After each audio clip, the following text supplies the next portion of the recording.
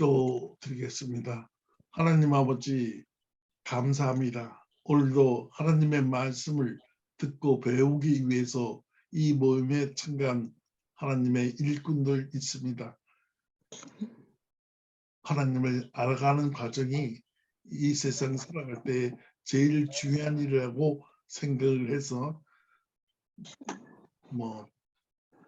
여러 가지 일을 다 미루고 오로지 하나님 아버지를 찾기 위해서 이 자리에 모인 하나님의 일꾼들에게 은혜를 주시고 밝은 지혜를 주셔서 말씀을 읽고 배워갈 때에 하나님과 제대로 만날 수 있는 그런 시간 될 수 있도록 은혜를 내려 주옵소서. 예수님 이름 받들어 기도드립니다. 아멘. 아멘. 네, 감사합니다. 네, 우리 오랜만에 화요 모임이 이제 성경 토론 모임으로 진행합니다. 오늘은 지난 시간 앞서서 우리가 베드로 후서 전서를 다 마무리해서 베드로 후서 차례가 됩니다. 베드로 후서 1장을 좀 가보실까요? 네. 우리 1장에 있는 내용 가운데서요. 1장의 내용 가운데서 토막 나눠서 일단 읽어보고 그리고 나서 우리 함께 좀 살펴봤으면 좋겠습니다. 네, 1절부터 3절까지 한 분이 읽어주시고요.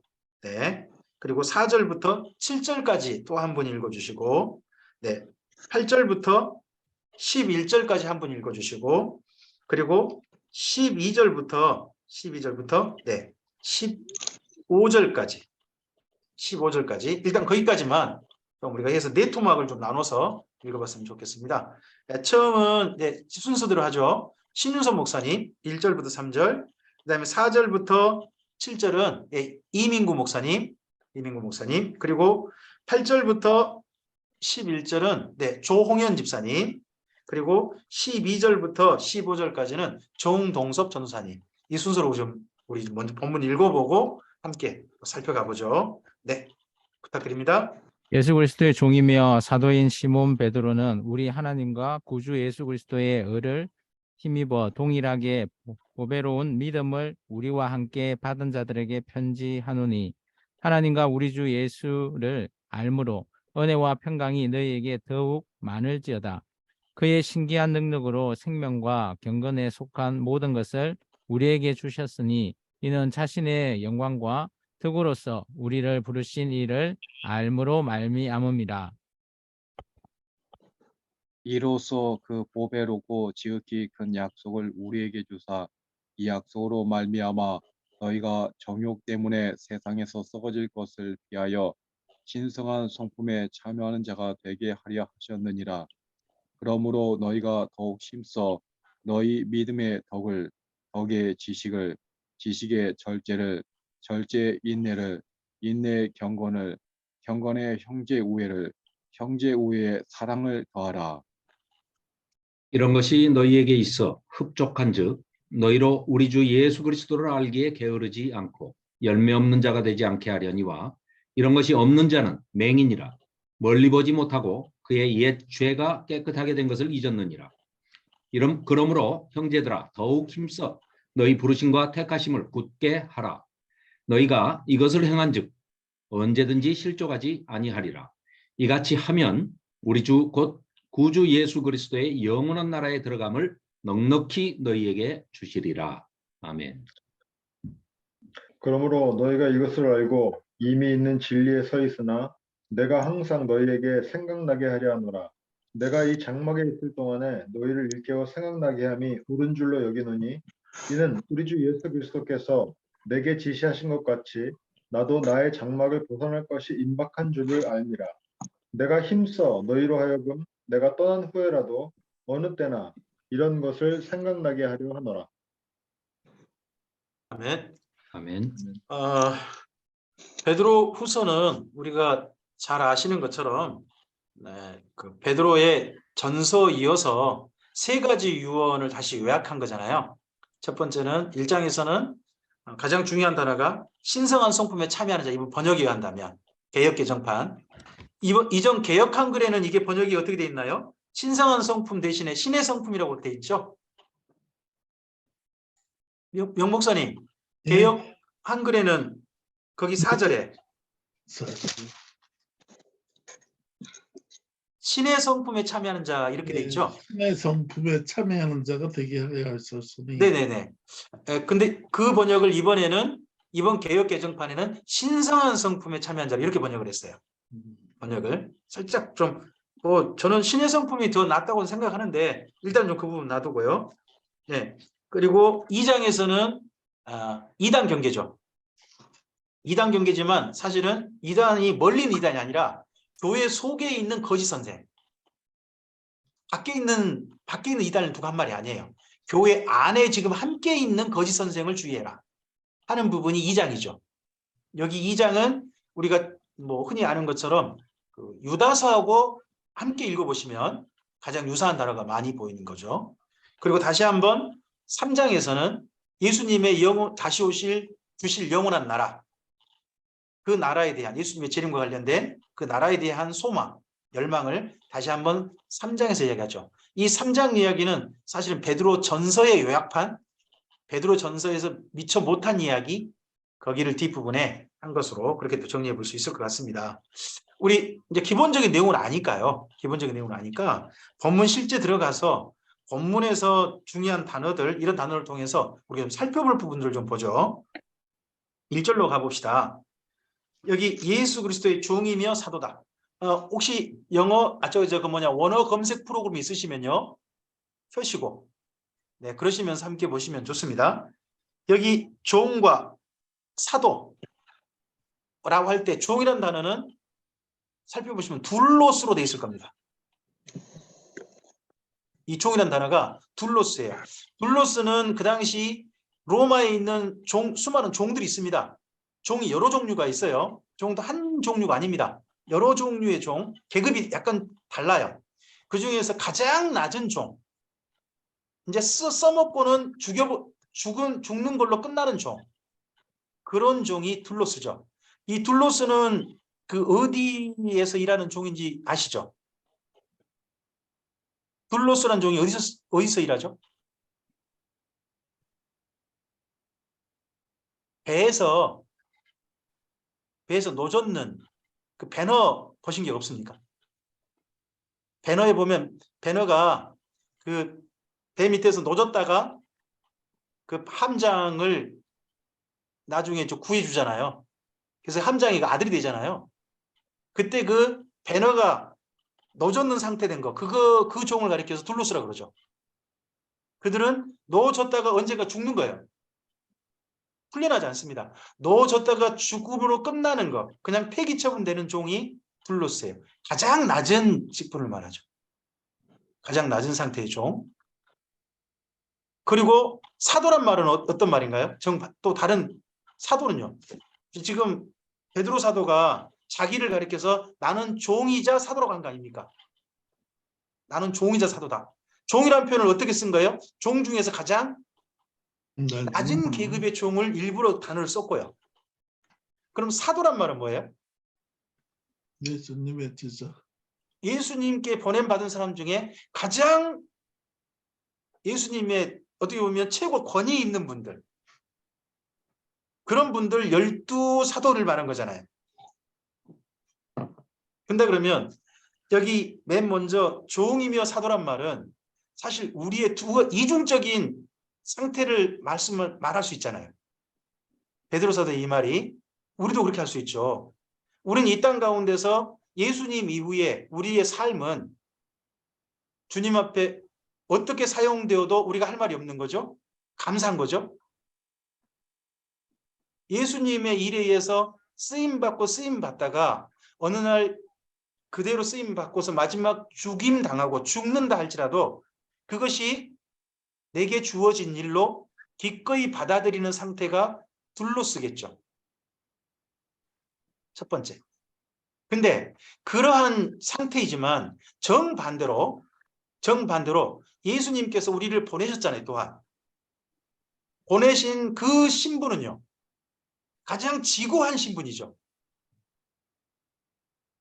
그래서 여기 종이며 사도라는 말을 우리 자신이라든지 성도님에게 적용시켜 보면 다 주님 안에서 우리를 가리킨 표현이 될 수 있다고 생각해요. 베드로 사도가 자기를 정말 신앙적으로 아름답게, 정말 우리 좀 생각해 볼 만하게 그렇게 저는 표현했다고 봅니다. 두 가지 표현을 일부러. 그리고 자기 이름도 두 개를 썼죠. 시몬과 베드로를 나란히 썼잖아요. 시몬은 누가 지어준 이름이죠? 시몬은 뭐가 부모님이 지어줬죠. 베드로는요? 예. 예수님이 지어주셨죠. 그래서 두 개의 이름을. 그래서 베드로의 여기 지금 처음에 예수 그리스도의 종이며 사도고, 시몬 베드로라는 표현은 베드로 자기 인생에 대한 정말 모든 표현들을 이 짤막한 말 속에서 자기가 현재 어떤 상태라는 걸 가장 멋지게 표현한 말 같아요. 우리도 부모님으로부터 받은 게 있죠. 그와 함께 예수님께 받은 것도 있다고 생각합니다. 이런 부분들을 함께 이야기하고 있는 것 같고요. 그리고 그 다음이 전 더 중요하다고 생각합니다. 이런 분인데, 베드로 사도가 이런 분인데요. 누구한테 편지를 보낸다고요? 누구한테? 우리 하나님과 구주 예수 그리스도의 의를 힘입어 동일하게 보배로운 믿음을 우리와 함께 받은 자들에게 편지한다 그러죠. 그 당시에 그 초대교회 성도님들에게 베드로는 어떤 분이었을까요? 마치 꼭 우리 모임의 노우어 목사님 같으지 않으실까요? 근데 베드로가 뭐라고 표현한 거예요? 나와 여러분은 같은 믿음을, 똑같은 하나님께 가치가 있는, 그렇게 취급받은 사람들입니다. 동일합니다. 라는 표현을 해주고 있다는 거죠. 여기 힘입어라는 단어 혹시 보이세요? 우리 하나님과 구주 예수 그리스도의 의를 힘입어 그러잖아요. 힘입어라는 단어가 혹시 보시면 이게 N입니다. N. 영어로 하면 in이죠. 이게 뭐뭐 안에, 뭐뭐와 함께, 뭐뭐 위에 이런 단어예요. 이 단어가. 그러니까 우리는 지금 베드로 사도는요. 우리가 누구 안에 있으면 하나님 안에. 그리고 우리가 어디 안에요? 예수 그리스도의 의로우심 안에. 내 의로움이 아니죠. 내 의로움이 아니고 예수님의 의로움 안에 있는 자들에게 지금 말하고 있는 겁니다. 사람들 중에. 저는 이 1절에서 베드로 사도의 그 신학이 얼마나 예전과 정말 다르게 성숙하고 정말 우리들이 생각해 볼 만한 많은 이야기를 하고 있는지가 좀 보인다고 봅니다. 자기를 어디로 표현했습니까? 우리 하나님 안에 있는 자. 자기를 그렇게 표현했습니다. 또 누구도요? 이 편지 받는 분들도 우리 하나님 안에 있는 자. 그리고 자기도 어디 안에 있는 자? 예수님의 의로우심 안에 있는 자. 내 의로움이 아니죠. 예수님의 의로우심 안에 있는 자. 그리고 편지 받는 분들도요. 예수님의 의로우신 그 안에 있는 자. 그 안에 있으면서 보배로운 이 믿음을 동일하게 받았다는 거죠. 우리나라 성도님들의 그 많은 특징 중에 하나가요. 그런 것 같아요. 우리 목사님의 믿음하고 성도님의 믿음이 약간 좀 뭐라 그럴까, 계급적으로 좀 차이가 좀 있다고 생각하시는 성도님들이 의외로 많으신 것 같아요. 그죠? 목사님의 기도가 응답이 빠릅니까? 성도님의 기도가 응답이 빠릅니까? 간절히 구하는 자의 기도가 응답이 빠릅니다. 그렇습니까? 김영기 장로님께서는 장로님의 기도가 더 응답이 빠르실 거라고 생각하십니까? 아니면 목사님께서 안수 기도해 주시면 더 응답이 빠르실 거라고 생각하십니까?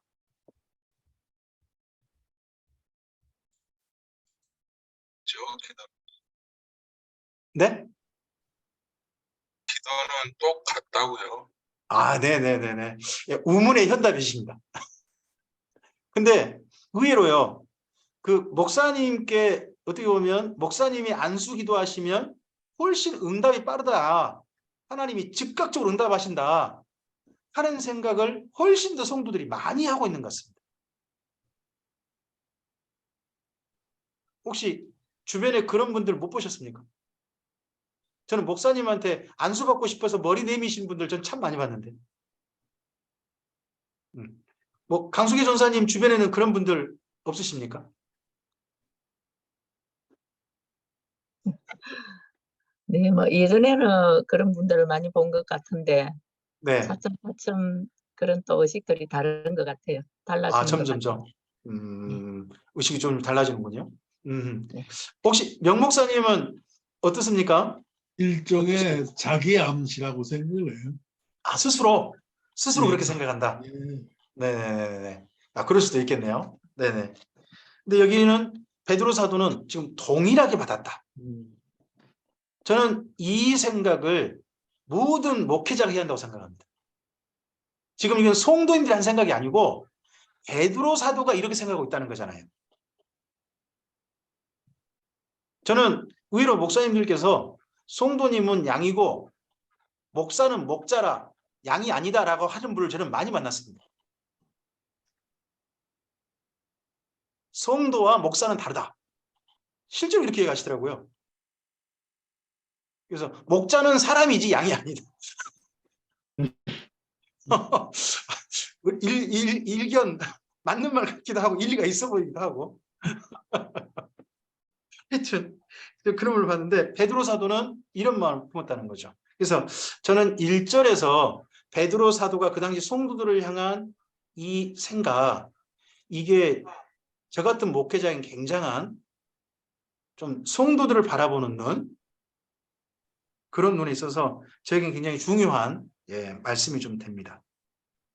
그리고 2절에서 베드로식 표현이 나오죠. 이전과 좀 달라진 표현이 나와요. 하나님과 우리 주 예수를 뭐함으로요? 알므로라고 합니다. 알므로. 이 알므로라는 표현은요. 3절에 한 번 또 나오죠. 네. 3절에 또 나오고요. 여기 한 번 더, 여기 1장에서 한 번 더 나오긴 나올 텐데요.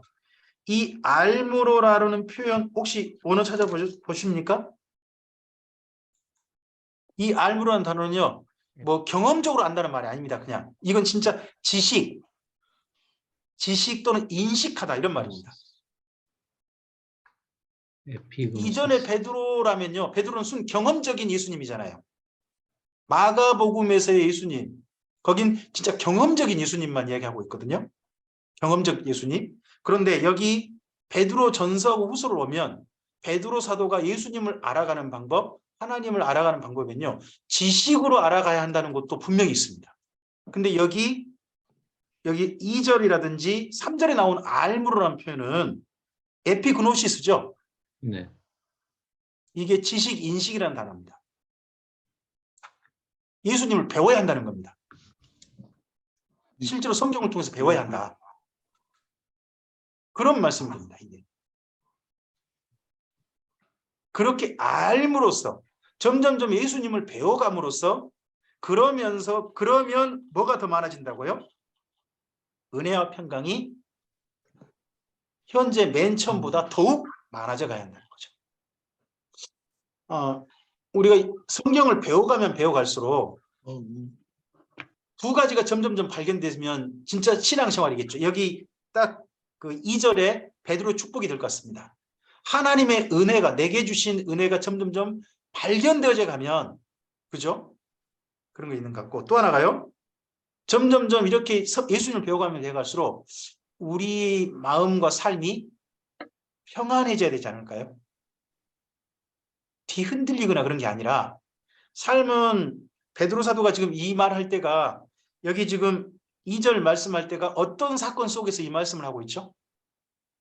1차 박해. 네로 황제 1차 박해잖아요. 뿐만 아니라 우리 좀 전에 읽으신 말씀이 14절에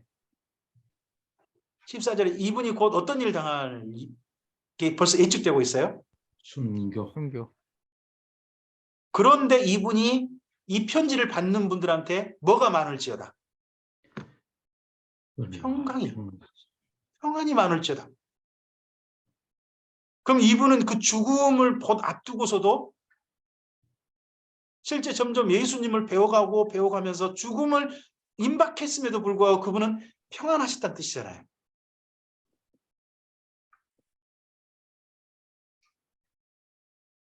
이런 부분들은 정말 우리가 좀 본받아야 될 부분이 아닐까. 더더구나 그런 베드로 사도처럼 뭐 박해 속에 있거나 곧 박해 때문에 위협을 당할지 모르는 그 성도들에게 하신 축복이니까요. 그죠?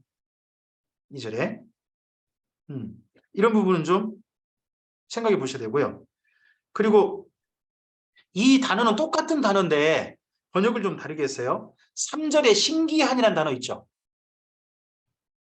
3절에 신기한이라는 단어가 있고 그 다음에 4절에 신성한 성품, 그 신성한이라는 단어 있죠. 이 단어 원어 찾아보시면 어떤 단어인가요? 데이오스하고 단어가 똑같아요. 네. 똑같이 데이오스라니까요. 데이오스인데 앞에는 뭐라고 번역해 놓고 신기한이라고 번역했고 그 다음 절에는 뭐라고 번역해버려? 똑같은 단어인데 뭐라고 번역한 거예요? 신성한 이렇게 번역했어요. 근데 데이오스란 말을 그냥 가장 쉽게 표현하면요. 하나님의 신의 이런 표현입니다. 그러니까 신의 능력, 신의 성품. 저는 차라리 그냥 이전 개역 한글식 신의라는 표현이 더 낫지 않을까 싶어요. 근데 개역 한글 거기 3절에 신기하는 그 전에 뭐라고 번역되어 있나요? 개역 한글에서 뭐라고 되어 있죠? 3절. 이번 개역 개정판에서는 신기한으로 되어 있는데 개역 한글에는 뭐라고 되어 있나요? 그냥 신기한 데 있습니다. 예, 신기해. 개역 한글도 신기한입니까? 네, 예. 네네. 이건 저 번역의 일관성이 없네요. 근데 바른 성경에서는 또 신성의 능력으로 이렇게 해놨어요. 그게 신성의 능력이죠. 초월된 능력, 사람의 능력이 아닌 그럼 신이 베풀으신 능력 이렇게 표현되니까요. 그렇게 되니까. 그다음에 차라리 3절하고 4절 거기 똑같이 신의, 하나님의 능력으로 뭐 이렇게 표현한 게 전 원어의 본래 그 가장 기본적인 뜻에 가깝게 표현하는 게 가장 적절한 번역이라 좀 보이거든요. 근데 앞서서 3절에는 신기하냐 해놓고 4절에는 신성하냐 하니까 전혀 다른 의미처럼 느껴지잖아요. 그죠? 이건 좀 일관성 있게 좀 차라리 번역이 낫겠다. 저는 좀 그런 생각이 들고요. 그래서 그 다음에 그의 신기한 능력으로 우리에게 두 가지를 주셨죠. 두 가지와 관련된 모든 걸 주셨잖아요. 그래서 우리 예수 믿는 사람에겐요. 이 두 가지가 삶의 기초가 되어야 한다고 저는 생각해요. 생명과 경건이죠. 여기 3절에 생명과 경건에 관한 모든 것을 주셨다잖아요. 하나님의 능력으로. 그러면 우리에게 베풀어지는 어떻게 보면 두 바퀴 혹은 두 개의 디딤돌, 주춧돌 같은 게 있다고 저는 생각을 해요. 하나는 생명이고요. 또 하나는 경건이 되겠죠. 경건. 예, 생명은 어떤 단어로 되어 있나요? 조회. 조회. 네. 그리고 네, 거기 경건은요. 유세베이아로 되어 있습니다. 유세베이아. 유세베이아는 예배라는 말로 바꿀 수도 있죠. 예배. 그래서 우리의 삶 속에 이 두 가지가 어떻게 보면 나란히 가야 되는 거죠. 살리는 삶. 생명이니까 사실 살아있는 거잖아요. 살아있는. 죽이는 삶이 아니라 살리는 삶과 살리는 그런 인생과 또 하나가 있다면 하나님께 드리는 예배자의 삶. 예배자의 삶. 이 경건이라는 말을 우리 로마서로 간다면 뭐가 될까요?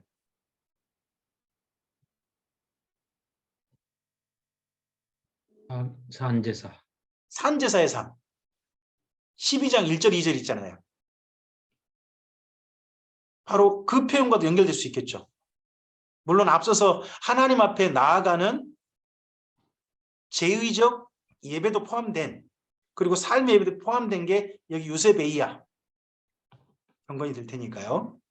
그래서 우리 삶은 두 가지 영역, 살리는 영역과 또 하나 하나님께 드리는 예배의 영역, 그것이 뭐 공적인 예배든 삶의 예배든 이게 포함되어진 그 모든 것을 우리에게 주셨죠. 주셔서 자기의 영광과 더불어서 우리를 부르신 이를 또 여기 알므로, 이 알므로라는 단어가 똑같이 에피그노시스 이렇게 돼 있다는 거죠. 그래서 처음에 3절까지 보면요, 이전 베드로하고 전혀 다른 베드로가 보여요. 저는 베드로 사도 그러면 뭐라 그럴까요? 예수님 말씀하시면 여러 가지를 말씀하셨더라. 근데 생각 안 나. 항상 이런 부분만 저는 마가복음에서 떠오르거든요. 마가복음 그러잖아요. 네. 읽어보면 여러 가지로 말씀하셨더라. 그다음 여러 가지를 말을 안 해요. 그냥 넘어가요. 그래서 저는 그분이 여러 가지를 말씀하셨다는 것은 아무리 봐도 자기가 졸다가 깨나 보니 시간이 오래 갔더라. 이런 식으로 시간이 좀 오래되면 그렇게 본 게 아닌가 하는 생각도 저는 해보거든요.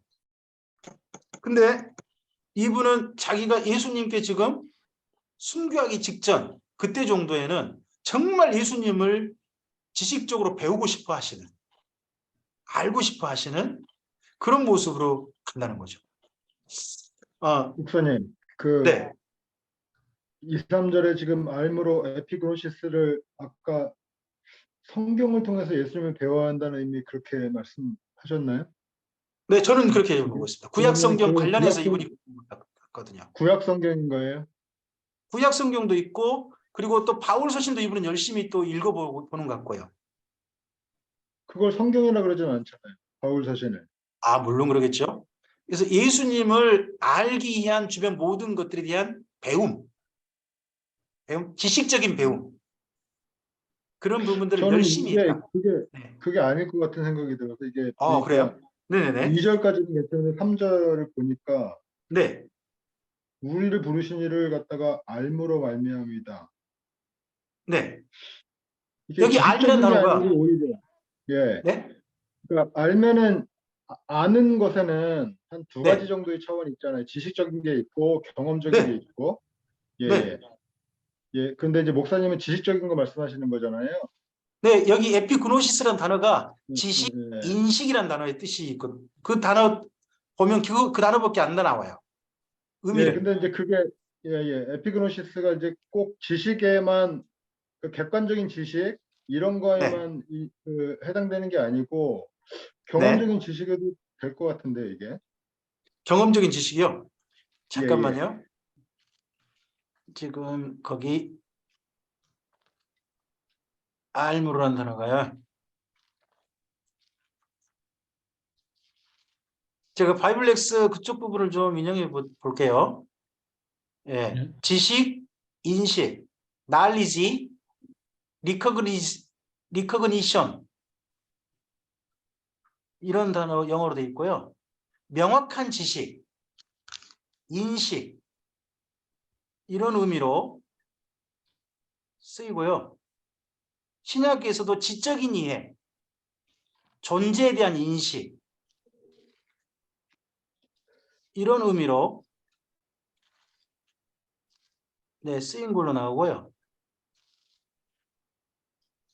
이와 조금 좀 살짝 다른 의미로 알레데이아라는 단어가 있는 걸로 그렇게 이야기하고 그러니까 있는 이제 이게 3절 같은 경우에 보면은 네, 예수님이 우리에게 생명과 경건을 갖다가 주시고 네, 그리고 자기의 영광과 덕으로서 우리를 부르셨는데 네. 그 토대가 되는 게 예수님에 대한 알미잖아요. 그러니까 이게 우리를 예수님에 대한 부르신 이가 예수님일까요? 하나님 아버지실까요? 우리를 부르신 게 뭐 예수님이 자기의 영광과 덕으로서 우리를 부르신 이는 예수님이라고 해야 되겠네요. 글쎄 하여튼 뭐 저는 별 상관이 없다고 생각하는데 어쨌든 네네네네. 간에 그것이 네, 예를 들어서 우리에게 생명과 경건을 주신 분이 예수님 뭐에 대한 어떤 네네네. 객관적인 지식 이것이 네, 좋다고는 생각이 잘 안 돼서 그 예수님에 대한 어떤 경험적인 또는 이 경험적이라는 것이 살아있는 예수를 만난 것이 아니고 예를 들어서 어떤 네네네. 영이신 예수님을 갖다가 만나더라도 어떤 그런 그 예수님의 그 은혜, 네. 어떤 그런 영적인 영향력 이런 네. 것을 아는 게 아닌가 그런 이제 질문이 이제 생겼다는 거죠. 일단 제가 한번 단어적 다시 좀 의미가 나눠보겠습니다. 예, 저도 이제 점점 이런 부분들을 그 전에 제가 다르게 이제 알무로라는 표현을 생각하면 항상 저는 두 가지를 생각했거든요. 배움으로 안다, 경험으로 안다 두 개가 항상 포함된다는 생각을 가지고 있었어요. 가지고 있었는데 여기 단어에는 에피그노시스라는 단어의 기본 의미가 지적인 지식 그리고 존재에 대한 인식 막 이런 정도로만 돼 있으니까 그런 부분들은 좀 더 좀 고민이 좀 되는 부분이에요. 이전에 베드로식 표현과 좀 달라 보인다는 거죠. 근데 두 개 다를 중의적인 뜻이 있다라고 이 유대인들은 받아들일 것 같아요. 네네. 왜 그러냐면요. 누가복음의 1장에 보면은 마리아가 남자를 알지 못하더라 그랬지 않습니까? 네네네. 그건 지금 지식적으로 지금 알지 못한다는 게 아니고 경험적으로 지금 체험적으로 남자를 접해보지 않았다. 네. 거기서도 기노스코가 원어입니다. 네, 기노스코죠. 앞에 예, 것이 없죠. 네. 그렇죠. 그러니까 이제 그게 똑같이 영어로는 뭐 understand 내지는 know, 뭐 knowledge 명사형으로 이렇게 네. 써도 네. 어원 자체는 체험적으로 아는 것도 포함하고 지식적으로 인식적으로 recognize 한 것도 아는 거고 이거 두 가지를 다 의미하고 있는 것 같아요. 그래서 베드로 사도가 얘기할 때 지금 두 분 다 저는 김 목사님이나 정동섭 전도사님 말씀이 다 네. 함축적으로 중의적으로 표현된 거 아닐까. 네네네. 네네. 일단 제가 본 것은 이런 거예요. 저는 앞서서 이게 마가복음식 예수님 이해, 마가복음에서 베드로의 예수님 이해 방법과 여기 베드로 전서와 후서에서의 예수님을 이해하는 베드로의 방법이 뭔가 좀 달라져 있다는 거죠. 네네. 뭔가 좀 달라져 있다는 거죠. 베드로 마가복음에서는 정말 예수님을 진짜 경험적으로 만난 거기에 아주 집중돼 있다면 여기 베드로 전서 후서에서는 예수님을 배움으로써의 만남 이런 부분에 좀 더 치중돼 있고 좀 더 좀 그쪽에 치중하려고 하고 그런 부분을 자기가 그런 부분에 힘쓰고 있음을 다른 사람들에게 말하고 싶어 하는 그런 부분이 좀 저에게는 좀 보였거든요. 네. 이제 이 부분이 좀 성숙해가는 모습이지 않을까 싶습니다. 그리고 또 제게 이 부분이 더더구나 제겐 좀 그 뭐라 그럴까 자극이 되었던 이유가 점점 나이 들면 나이 들수록 배우는 걸 싫어할 수 있잖아요. 그러잖아요. 배우는 걸 싫어할 수 있잖아요. 근데 이분이 지금 점점 죽음에 가까워져 가고 있는데 연세가 들어가고 있는데 예수님을 향한 배움의 열망이 더 커졌다는 거 아니에요. 영적인 성숙이에 더 가까운 것 네. 같아요. 네네. 네. 저희들도 네. 계속 네. 배워가야 되잖아요. 네네. 네네.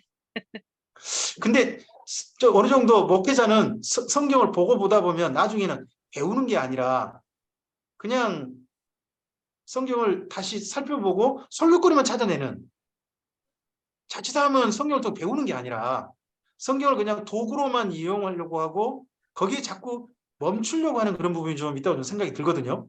네네. 그럴 수 있어. 그런 가능성이 많을 것 같아요.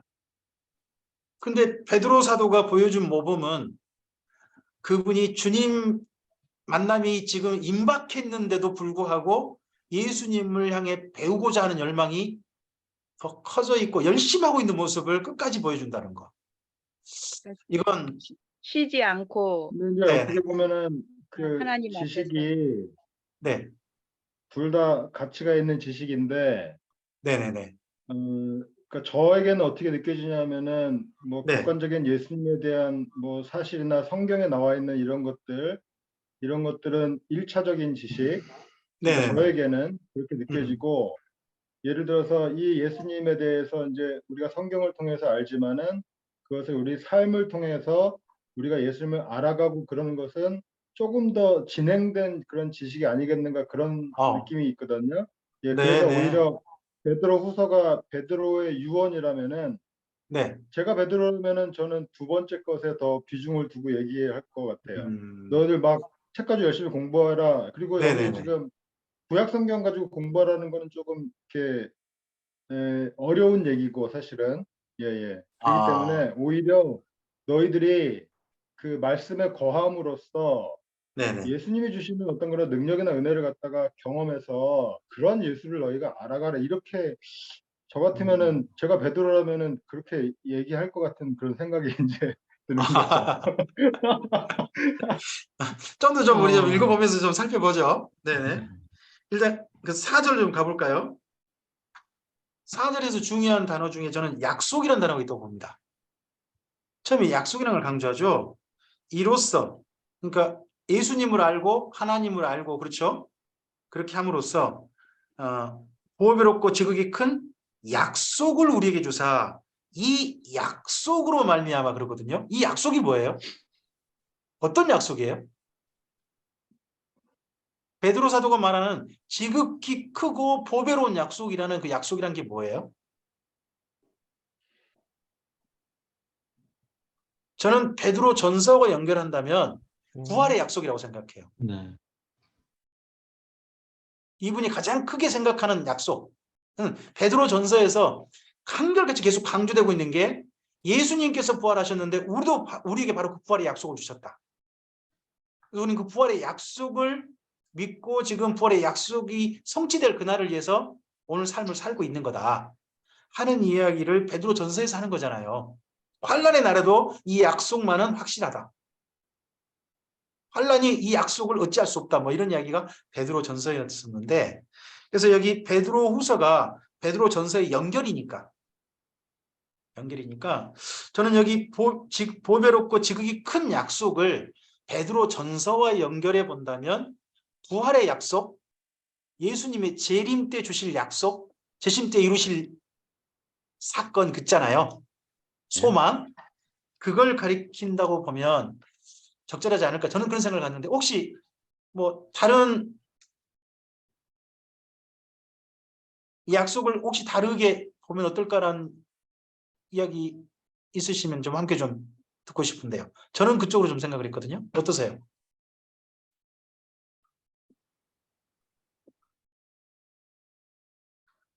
예, 그렇게 생각합니다. 아, 환경적으로나 네. 상황적으로 네네네. 네, 지금 뭐 네로 박해 말기에 네. 지금 순교를 눈앞에 두고 있는 그런 네네. 시점에서 예. 예, 우리 네. 후진들에게 후배들에게 남겨주는 유언으로서 음. 자기의 그 담대한 죽음을 맞이할 수 있는 것도 그 소망의 약속이 있기 때문이다. 네네네. 너희들도 그러니까 내가 먼저 죽을 테니 너희도 죽어라. 빠이빠이 이거거든요. 따라 죽어라. 네. 네. 그러니까 약속이죠. 뭐. 아, 그런가요? 근데 저는 여기 저 4절에서 있잖아요. 그 신성한 성품 또는 신의 성품이라고 번역해 놓은 이 부분에 혹시 성품이라는 단어를 한번 봐보실래요? 네. 피시스, 뜻은요? 자연, 조건, 상태, 종류 뭐 이런 거네요. 그죠? 네. 이걸 근데 앞에 신의 네. 하고 연결하면요. 신의 형태, 신의 상태 이런 말이에요. 자칫하면요. 여기 지금 4절 표현만 딱 가지면요. 이거 신천지 해석을 받아들여야 돼요. 신천지에서 뭐라고 하냐 그러면요. 14만 4천 명의 신화라고 있거든요. 14만 4천 명이 신이 되는 거예요. 신이 되는 거.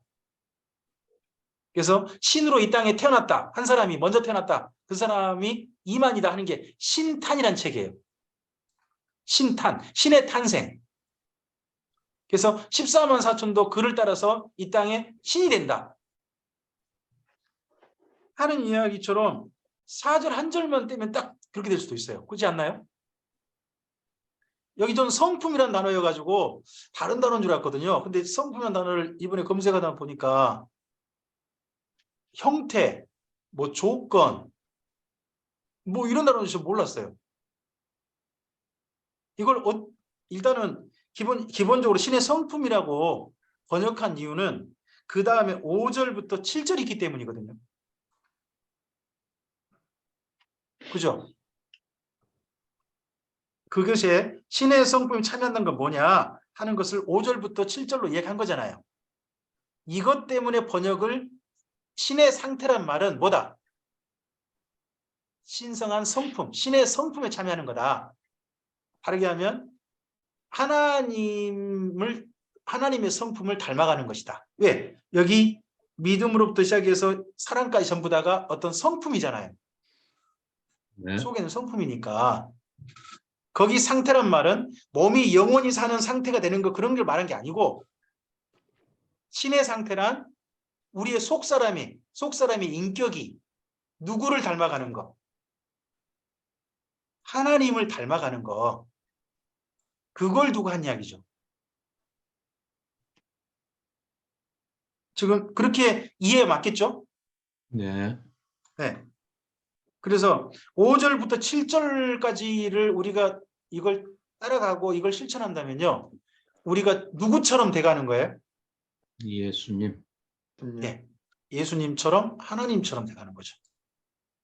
인격이, 속사람이, 성품이. 그래서 이 부분들은 특별히 4절 부분을 이해할 때는 반드시 5절과 7절을 동반해서 이해를 해야 한다는 거. 자칫하면 4절 한 절만 떼면 2단 될 수 있다는 거. 이걸 한번 좀 생각해 보세요. 이단들한테도 이렇게 해석을 해주면 아주 좋을 것 같아요. 신성한 성품에 참여한이라고 이제 번역이 된 것도 원어에 가깝게 해석을 해보면 네. 하나님의 혈통에 들어가는 것 이렇게 돼 있거든요. 그러니까 조건이나 상태를 넘어서 혈통. 네. 네네. 데오스의 혈통에 우리가 하나님의 혈통에 들어가는.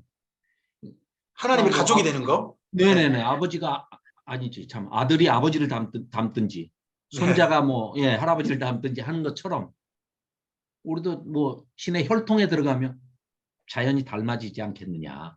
네. 네, 닮자. 네. 그래서 하나님을 신의 상태가 된다는 것은 5절부터 7절이 이루어질 때라는 것. 네. 근데 여기 5절부터 7절을 보면 베드로식 어떻게 성품에 점점 하나님 성숙인 거잖아요. 하나님 닮아간 성숙이잖아요. 출발이 뭐예요? 믿음.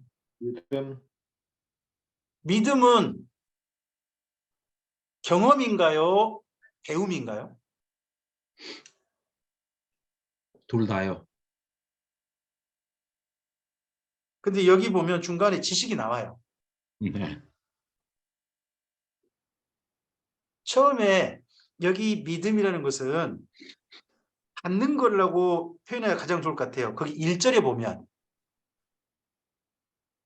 여기 처음에 믿음은요. 우리에게서 생기는 게 아니고요. 1절에 이렇게 표현하거든요. 믿음은 네. 받은 거예요. 예. 받은 거예요. 받은 거. 이 받았다는 단어가 또 독특해요. 받았다는 단어가요. 랑카노라는 단어인데요. 1절이 받았다는 단어가요. 이게 원래 제비 뽑아 얻다 해요. 누구나 네. 받는 게 아니고요. 하나님께서 누구 제비 뽑아가지고 그 사람한테 준 거예요. 주신 거예요. 그러니까 우리한테 믿음이 생겼다는 건 뭐예요? 수많은 사람 중에 우리 한 사람 하나님 제비 뽑으신 거죠. 제비처럼 뽑으셔가지고 우리에게 그걸 주신 거예요. 로또 맞은 거네요. 믿음 있는 거는. 그죠? 하나님께 로또 맞은 거죠.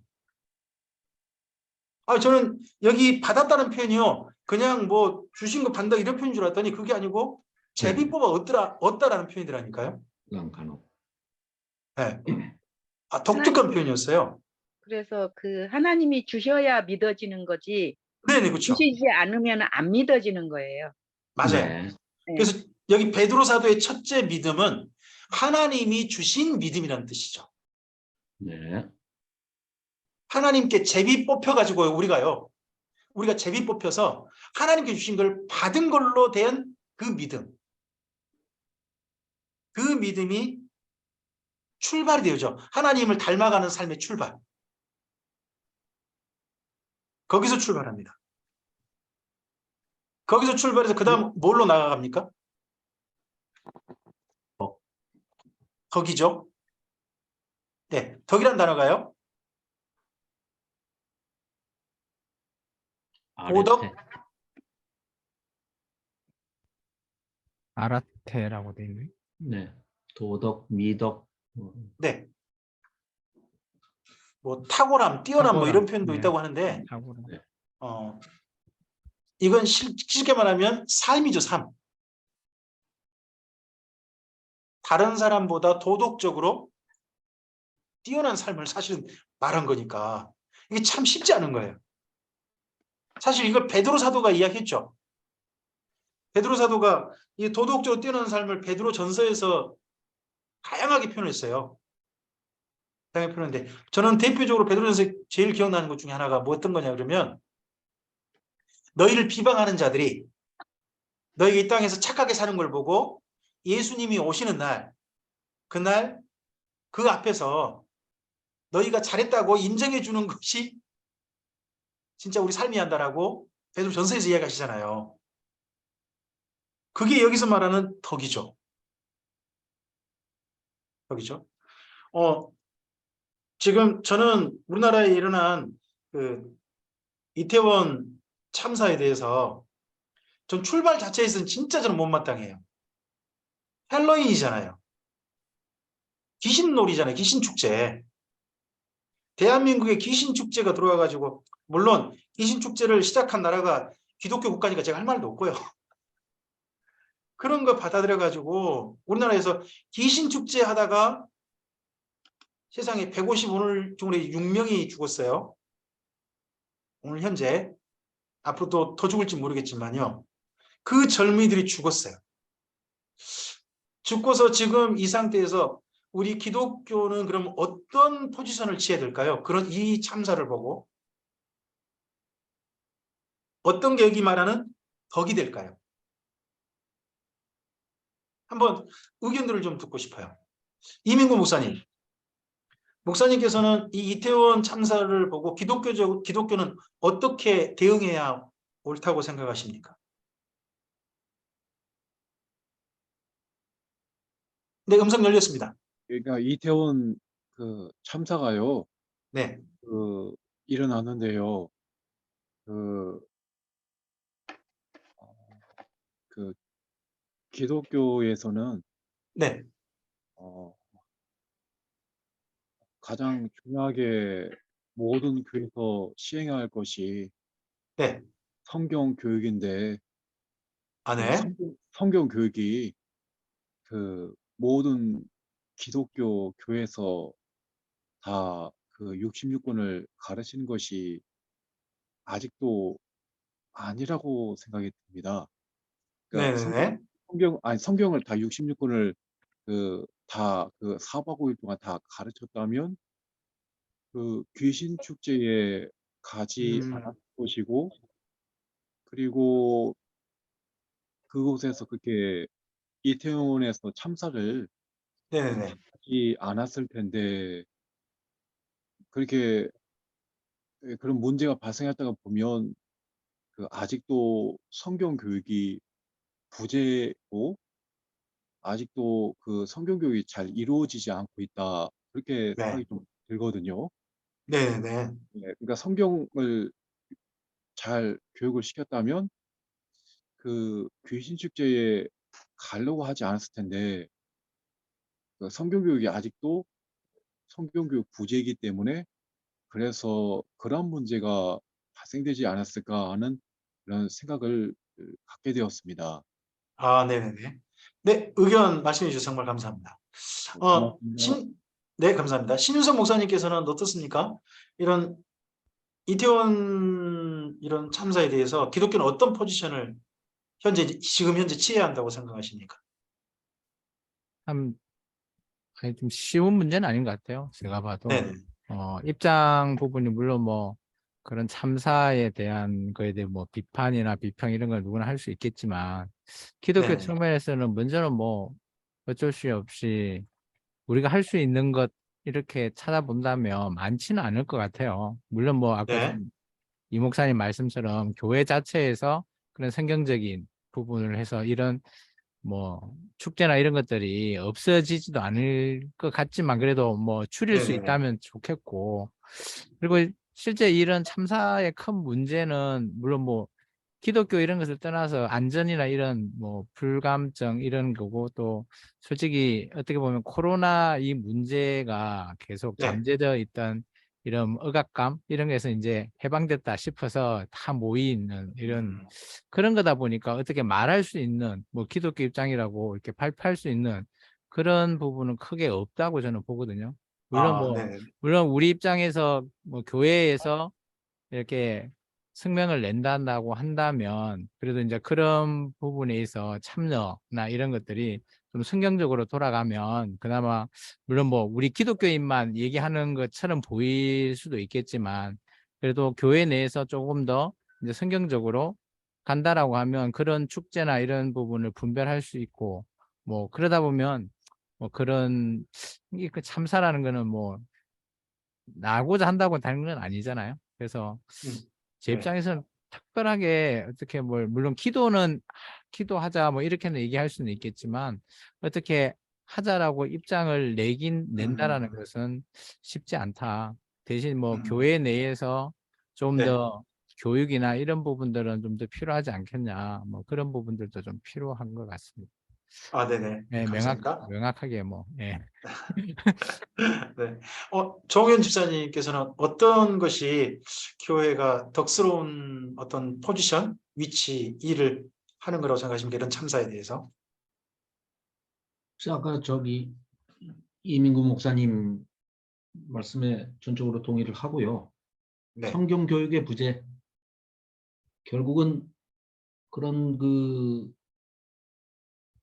이런 할로윈 축제를 만들어낸 그 본고장에서도 건전한 교회가 이제는 아예 없지 않습니까? 다 술집으로 다 변해버렸고, 음. 강대상에서 술 마시면 조금 더 비싸대요, 자리세가.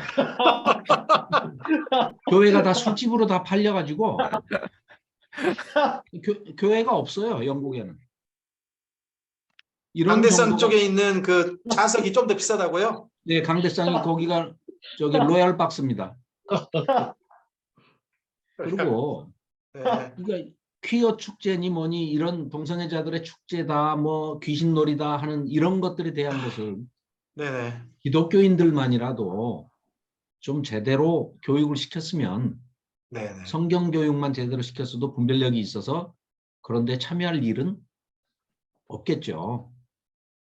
이제 그러고 뭐 참사에 대해서는 할 얘기가 많습니다만은 또 이제 가다 보면 또 뭐 전국 비판이 되고 무대응, 무대책, 뭐 무대뽀가 되니까 뭐 더 이상 그냥 다음에 얘기하시죠. 그건. 뭐 정동섭 전사님 비슷하게 공감하시는 거예요, 지금요? 정현 집사님과요? 어떠신 저는 거예요? 네. 늘 조홍현 목사님 말씀하실 때 그 위트와 조크와 이 유머에 늘 이렇게 감탄하는 편이기 때문에 공감이 참 많이 되시나 봐요. 네. 저는 개인적으로 네.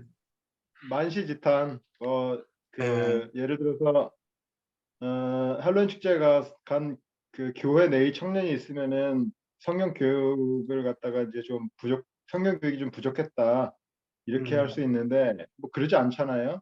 그리고 지금 보면은 기독교가 전 국민 신뢰도가 20%가 안 되더라고. 18점 몇 네, 네. 프로거든요. 예, 거기에다 대고 무슨 말을 한들.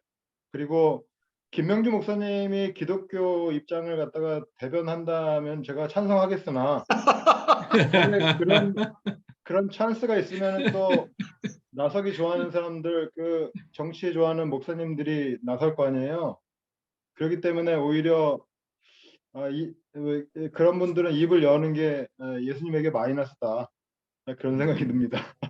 예, 동감합니다. 그래요. 장로님 혹시 한 말씀 해줄 수 없으실까요? 저요? 네. 음, 어처구니없이 이렇게 이런 일이 일어났다고 생각해요. 그냥 일어날 수 있는 일이 아니라 네.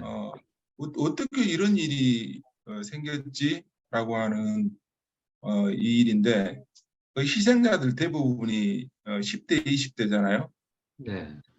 근데 교회의 특징이 지금 교회 안에 젊은이들이 없잖아요. 네. 10대, 20대가 없잖아요. 그러니까 그 아이들이 그런 할로윈 축제라든가 그런 걸 통해서 자기 만족, 기쁨 이런 거를 추구하려고 그런 모임을 했잖아요. 우리 10대, 20대들이. 그러니까 교회가 그런 일들, 그 다음 세대들, 젊은이들이 기쁨이 되고 그 교회를 통해서 그런 네네네. 만족감들을 교회가 이렇게 주어야 되는데 교회가 그런 역할을 못하다 보니까 젊은이들이 이제 그런 세상 문화를 통해서 네. 그런 것들을 이제 추구하다가 이제 이런 일이 일어났는데 이 일 동안 나는 그냥 단순하게 일어난 일로 보지 않고 이 일에 어떤 영적인 의미가 있겠다. 영적인 특히 의미가. 네. 교회가 이 일을 통해서 좀 영적인 의미들을 발견했으면 좋겠다 하는 그런 생각이 듭니다. 교회가. 네. 네. 저도 동감합니다. 아, 이게 네. 용사님. 단순한 뭐 참사라기보다는 문화의 탈을 쓰고 우리에게 와가지고 젊은이들이 광란할 수밖에 없어. 특히나 또 장사하시는 분들이 이걸 해야 또 수익이 되니까 이걸 또 막 널리 퍼뜨리거든요. 그래서 우리 뭐 빼빼로데이도 마찬가지고 지금 네. 온갖 게 다 들어왔잖아요.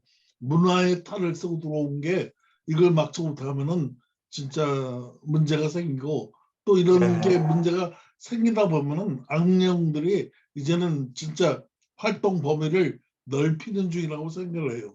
그래서 이런 일이 발생하지 않나. 그냥 단순한 뭐 사고가 아니고 쉽게 일어날 수 없는 건데 이걸 뭐 악한 영들이 그 뒤에서 뭐 사람들 조조로 하겠죠. 그래서 이런 참사로.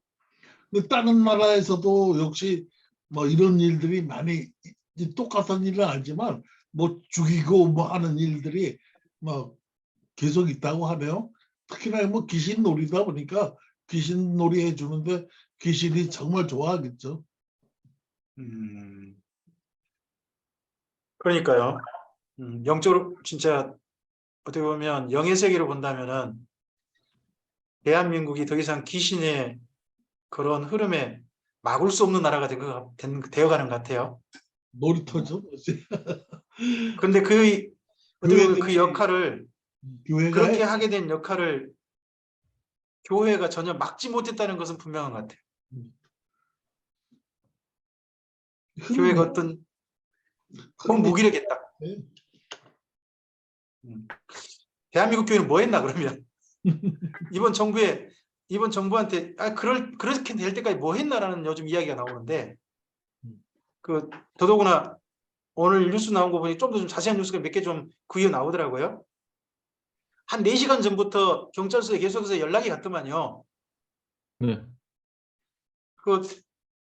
너무 이거 위험하다. 예, 압사의 위험을 압사될 것 느끼고 같다 하는 계속 신고를 전화들이 여러 번 경찰서에 접수가 됐더만요.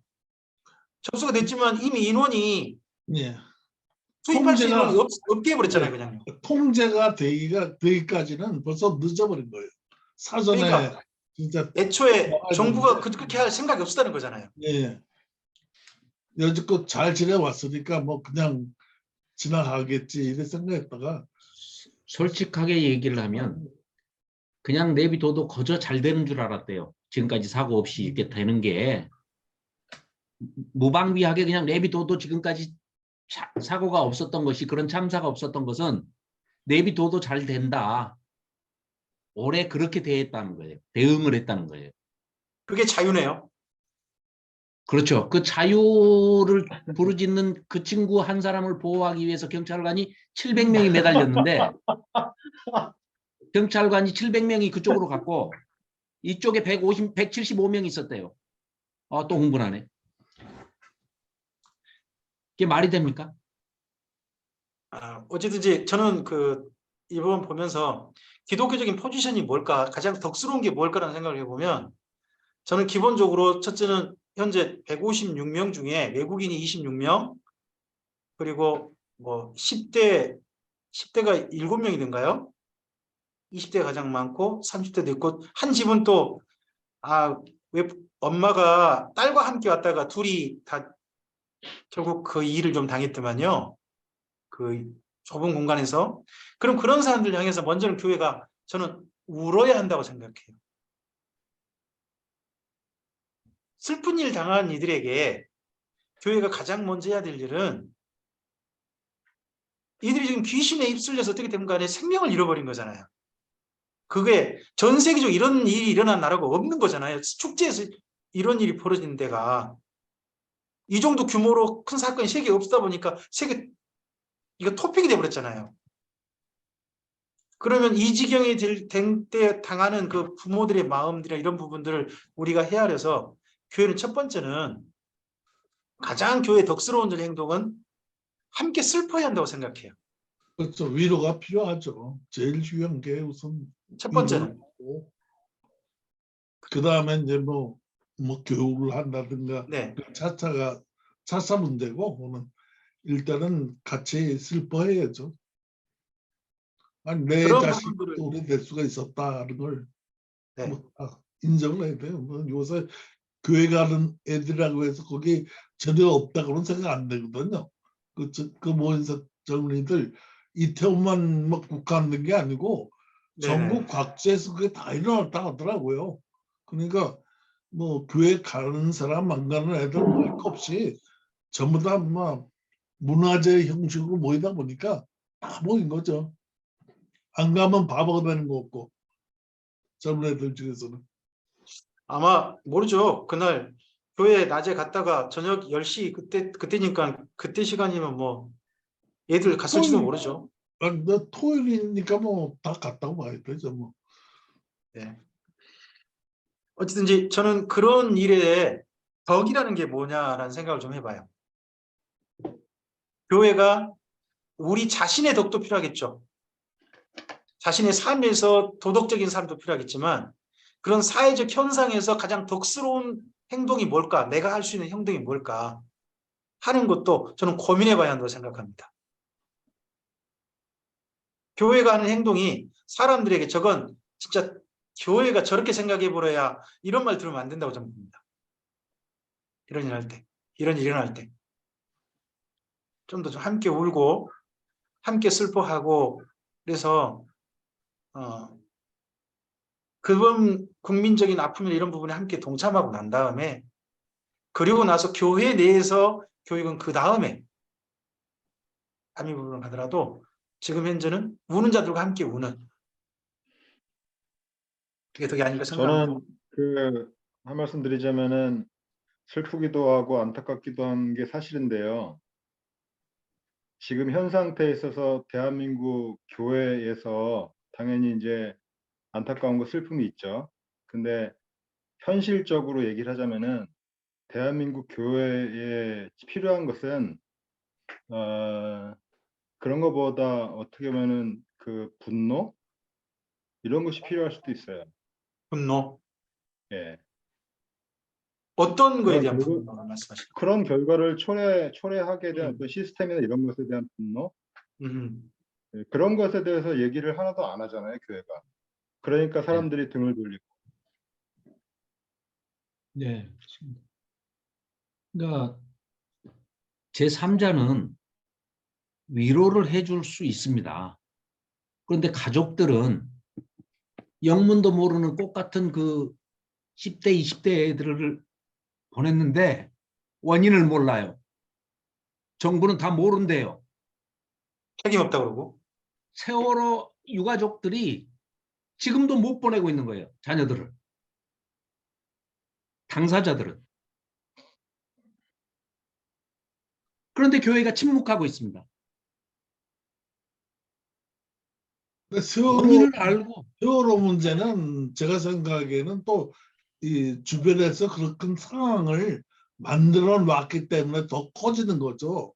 주변 사람들이 그래 만들어 놓기 때문에 부모들이 그 자녀들을 못 돌아보는 거예요. 그 정치꾼들이 그렇게 만들었잖아요. 그게 문제지. 그러면 이번 156명 이들도 정치꾼들에 의해서 또 그렇게 될 수 있겠네요. 지금 그렇게 지금 막 작당하고 난리잖아요, 지금. 근데 그런 측면으로 교회가 봐야 될까요? 아니면 거기에 대해서 정말 정부의 어떤 부족한 대응이나 이런 부분에 대해서는 정확하게 지적하는 걸로 행동해야 되는 걸까요? 지적을 해야 되는 것도 좋지만 예를 네. 들어서 저게 뭐 민주당 정권이라고 해서 이런 사고가 안 난다. 이거 장담할 수가 없거든요. 이제 실질적으로 앞서서 이제 목사님 이번 부분과 관련해 가지고 앞서서 그 박원순 시장 때의 할로윈 축제하고 이번하고 비교가 됐어요. 그때 한때는 23만 명이 왔더만요. 이태원 이쪽 거리에. 근데 그때는 사고가 전혀 없었다는 거죠. 근데 그때 행동했던 거하고 이번에 경찰이라든지 정부 대응이라든지 그쪽 주변 살폈던 게 차이 났던 게 확실히 이번에 좀 비교가 좀 돼서 뉴스가 다 올라와 있거든요. 또 그리고 이번 정부 하에서 작년에는 그쪽 뭐예요? 그 코로나 관련해 가지고 이 헬로윈 축제를 막기 위해서 경찰이 제법 많이 투입됐죠, 장로님. 네, 200 그렇죠. 230명인가요? 기동대가 3개인가 투입되고 해가지고 그래서 작년에 그 문제 없게 다 했는데 이번에 그쪽에 실질적으로 통제하는 인원은 70명인가밖에 안 됐죠. 예. 통제하는 인원은 그 그렇죠. 50명인가는 거기 그 마약 단속반 그쪽으로 들어가고 하면서 그 많은 인원을 통제가 안 돼 버리다 보니까 그렇게 된 거 아니에요. 예. 이제 이 부분에 대해서 뭐 용산구청이라든지 서울시라든지 이런 부분에 사실 전혀 통제라든지 이런 또 질서 유지 이런 부분에 대한 대책이라든지 그쪽 생각도 전혀 별로 하지 않았던 그런 건 분명하잖아요. 그럼 이렇게 했을 때 선지자라면 뭐라고 지적했을 것인지 하는 부분도 좀 우리가 좀 생각을 해봐야 한다고 봅니다. 무슨 당이 편이냐가 문제가 아니라 대한민국이 좀 더 좀 좋은 나라, 건강한 나라가 되기 위해서는 어떻게 해야 될 것인가 하는 부분은 좀 고민이 좀 돼야 될 부분이라고 봅니다. 이제 그런 부분에 있어서 우리의 덕이 뭐냐? 우리 덕이 뭐냐? 하는 부분은 좀 더 치열한 부분이 될 거라고 봅니다. 저는. 하나님께 주신 믿음은 반드시 그 다음 뭘로 나타난다? 덕스러운 삶으로 나타난다. 그죠? 그리고 그렇게 네, 하나님, 네, 그거에 관련돼서 이제 네, 성경에 대해서 질문을 하나 드리려고 그러는데요. 네, 네, 노 목사님이나 에스라 거기서는 이제 이 베드로서 1장 5절에서 7절까지 이거 있잖아요. 네, 이거를 예를 들어서 성숙의 단계로 이렇게 해석을 하죠. 네, 네, 네. 네. 근데 제가 잘 이해가 안 되는 게 있어서. 네네. 네. 그러니까 뭐 예를 들어서 뭐 네. 절제 다음에 인내 뭐 이런 이 순서가 잘 왜 꼭 순서를 이렇게 해놨? 이게 성숙의 단계는 왜 이렇게 해놨을까? 뭐 이런 이제 생각이 드는 부분. 그러니까 믿음에서 시작해서 사랑으로 끝나는 건 맞는 것, 그거는 이해가 돼요.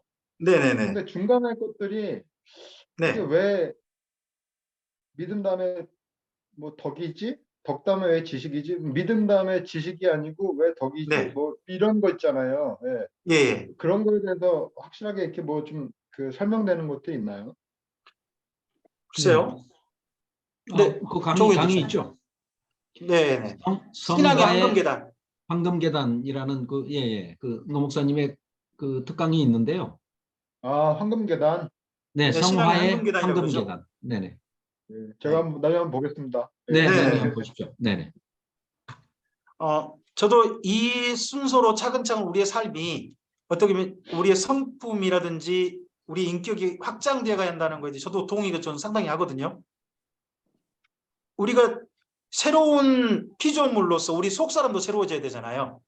근데 새로워지는 시작이 뭐냐 그러면 하나님께로부터 받은 믿음인 거잖아요. 네. 내 걸로 시작하는 게 아니라 하나님께서 주신 믿음으로 새로운 인격의 출발이 되는 거잖아요. 그리고 그 믿음을 받았다면 그 다음으로 나타나는 게 뭐다? 덕스러운 삶이다. 삶이 나타난다. 삶이 달라진다 하는 부분이 분명한 것 같아요. 삶이 달라진다. 그런데 제가 생각하기에는 네. 믿음이 기초가 되고 사랑이 마지막에 들어가면은 그 안에 거는 어느 게 뭐 앞에 오든지 뒤에 오든지 말하기에 따라서 다 해당이 될 거고. 아, 네네네. 그럴 수 있죠. 예, 그럴 수 있죠. 그럼 충분히 뭐, 그러죠. 예, 믿음의 덕 뭐 이것보다는 뭐 그 상황에 따라서 전부 다 바뀔 네. 수가 있는 거 아닌가? 그 안에는 뭐 네네. 암호를 먼저 한다고 해도 무리가 없을 네. 것 같아요. 근데 그 대신에 그렇게 이제 설명하면은 전혀 이제 뭐 각각만 설명하면 되는 거고요. 이제 저라면은 이걸 최고 계단식으로 설명하는 게 좋다고 생각해요. 네. 계단식으로. 네. 더 우리가 믿음을 가졌다면 그 다음 뭘로 나타나야 한다? 덕으로. 한 계단. 덕이라는 계단으로 올라가는 거죠. 근데 덕이라는 계단 가다 보면 반드시 우리의 부족함을 느낀다는 거죠. 네, 맞아요. 그게 뭐예요? 바른 지식. 내가 지금 바르게 알고 이거 지금 실천하는 건가? 네. 때때로 내가 안다고 나는 안다고 하는 건데 이게 옳다고 하는데 그게 잘못될 수도 있는 거잖아요. 네. 또 내가 또 이거 잘못됐다고 생각했는데 그게 옳을 수도 있잖아요. 네. 그거에 대한 지식, 심지어 성경에 대한 부분도 그러고요. 저도 저 전주대에서 배우고 그리고 또 목사님께 배우고 그리고 우리 함께 모임에서 또 살펴보고 하면서요. 아, 나는 이 본문을 이렇게 해석했는데 이렇게 해석한 내가 문제가 있었네. 하는 생각 든 게 있었거든요. 제가 그 지금 가지고 다니는 그 제 거 강좌 가운데 예전에 어디가 있냐 그러면 누가복음 있잖아요. 누가복음에 그 두 랩돈 드린 여인이 있잖아요. 성전에서. 거기 이전에 제가 저 강좌를 들어보면요. 예수님께서 이 부자를 칭찬한 게 아니라 두 랩돈 드린 여인을 칭찬한 거다라는 식으로 제가 그렇게 설교를 했어요. 저 강좌를 했어요. 강좌를 했더라니까요. 근데 그 이후에 산청에서 저 강사들 모임이 있었어요. 모임 있고 하면서 이 부분, 그 여인이 두 랩돈 드린 부분을 어떻게 생각하냐 하는 토론이 되는 거예요. 그리고 노 목사님이 또 그 한번 그 부분 설교하시면서 이 부분이 아무리 봐도 문제가 좀 있다 하는 좀 그런 이야기를 좀 하시거든요. 본문 우리가 이해를 이게 칭찬으로 봐야 될 거냐 다른 걸로 봐야 되지 않냐라는 이야기를 그때 하신 거예요. 그래서 본문을 다시 읽어보고 생각해 보니까 이게 예수님의 여인이 그날 드려버리면 여인은 배를 쫄딱 굶거든요. 성전에 나가서 기도한다는 그거 하나 때문에 자기 생활의 모든 걸 다 잃어버리게 되거든요. 거기에 대한 한탄, 슬퍼하심, 안타까움이라고 하는 그런 표현으로 읽어보니까 전혀 다른 본문이 되는 거예요. 전혀 다른 본문이. 아닌 게 아니라 저기 전주대 가가지고 전주대에서 이제 교수님들이 그 본문을 가지고 지금 교수님 사이에서 그 본문은 우리가 지금 이해 좀 다르게 좀 하는 부분들이 있다 하면서 소개를 해주시는 거예요. 네? 그 여인이 그 저 두 랩돈 드린 거 예수님 칭찬하신 거 아니다. 그 본문이 하고 거기에 대한 경우란 이런 부분들 가지고 이야기를 해주시는 거예요. 근데 지금도 모르겠어요. 목사님들께서 또는 이 자리에 함께하는 우리들 중에서도 그 성전에서 두 랩돈 든 자기 생활비 전부를 바친 여인에 대해서 잘했다 하는 걸로만 이해하는 분들이 많지 않으신가요? 주변에? 그리고 또 저는 예전에 제가 그거 목사님들이 그렇게 다 가르쳤습니다. 그리고 또 네, 노 목사님께서 한번 그거 소개하시고 진짜 그때 머리가 정말 쭈뼛 서고 이거 눈이 번쩍 뜨였던 것 중에 하나가 그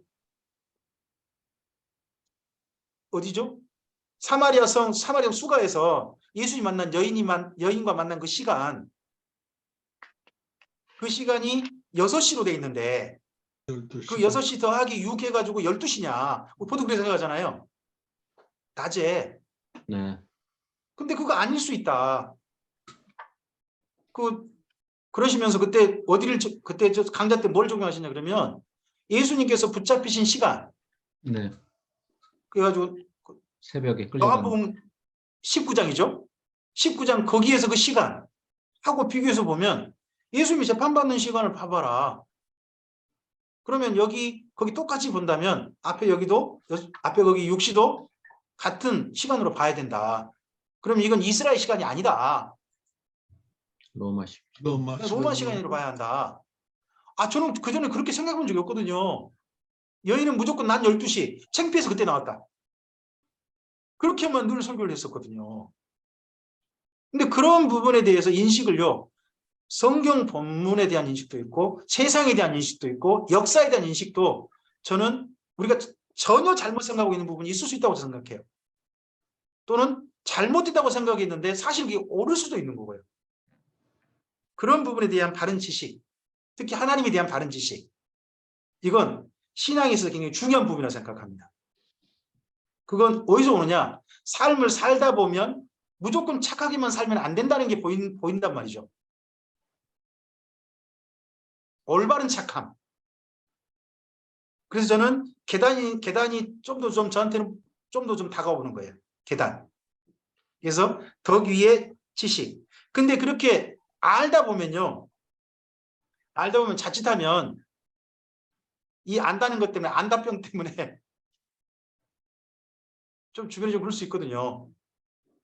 그때 필요한 게 절제겠죠.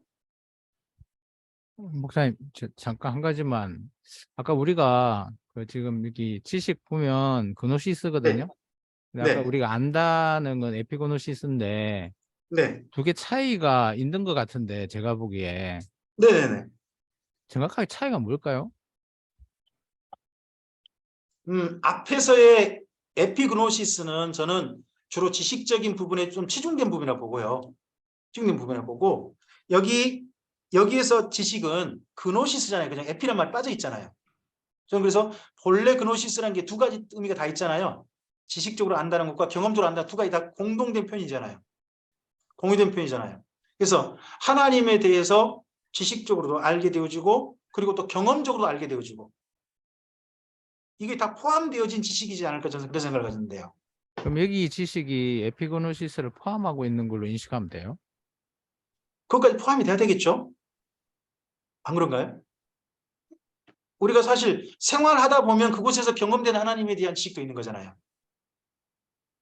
생활하다 보면 제가 그 부분은 제가 좀 빼고 이야기를 했네요. 네. 그런데 1장 8절에 보면 네. 그 안다라는 거 있잖아요. 네. 그게 에피고노시스거든요. 그렇다면 이거를 예, 여기에요. 여기도 네, 안다. 1장 네, 8절 맞습니다. 안다는 에피그노시스잖아요. 근데 지금 보면 네. 1장 8장 같은 경우는 그렇다면 그노시스로 해석해야 되는 거 아니에요? 여기도 똑같이 그노시스로 해석해야 된다. 왜냐하면 여기서 말하는 네네네. 거는 신의 성품에 참여하는 자, 그게 전체적인 게 지식과 아까 얘기했던 경험 예. 이걸 다 포함한 게 그노시스잖아요. 그렇다면 8절에 나오는 안다라는 네. 거를 그노시스로 표현을 해야지 맞는데 여기는 국한적으로 에피그노시스로 얘기했기 때문에 그렇다면 이거는 지식으로만 딱 얘기가 단정돼 버리는 거잖아요. 근데 그렇다면 뒷부분에 12절하고요. 14절에 알미란 표현 나오잖아요. 예. 거기 알미란 표현은 또 다른 단어로 쓰이거든요. 에이도란 단어로 써요.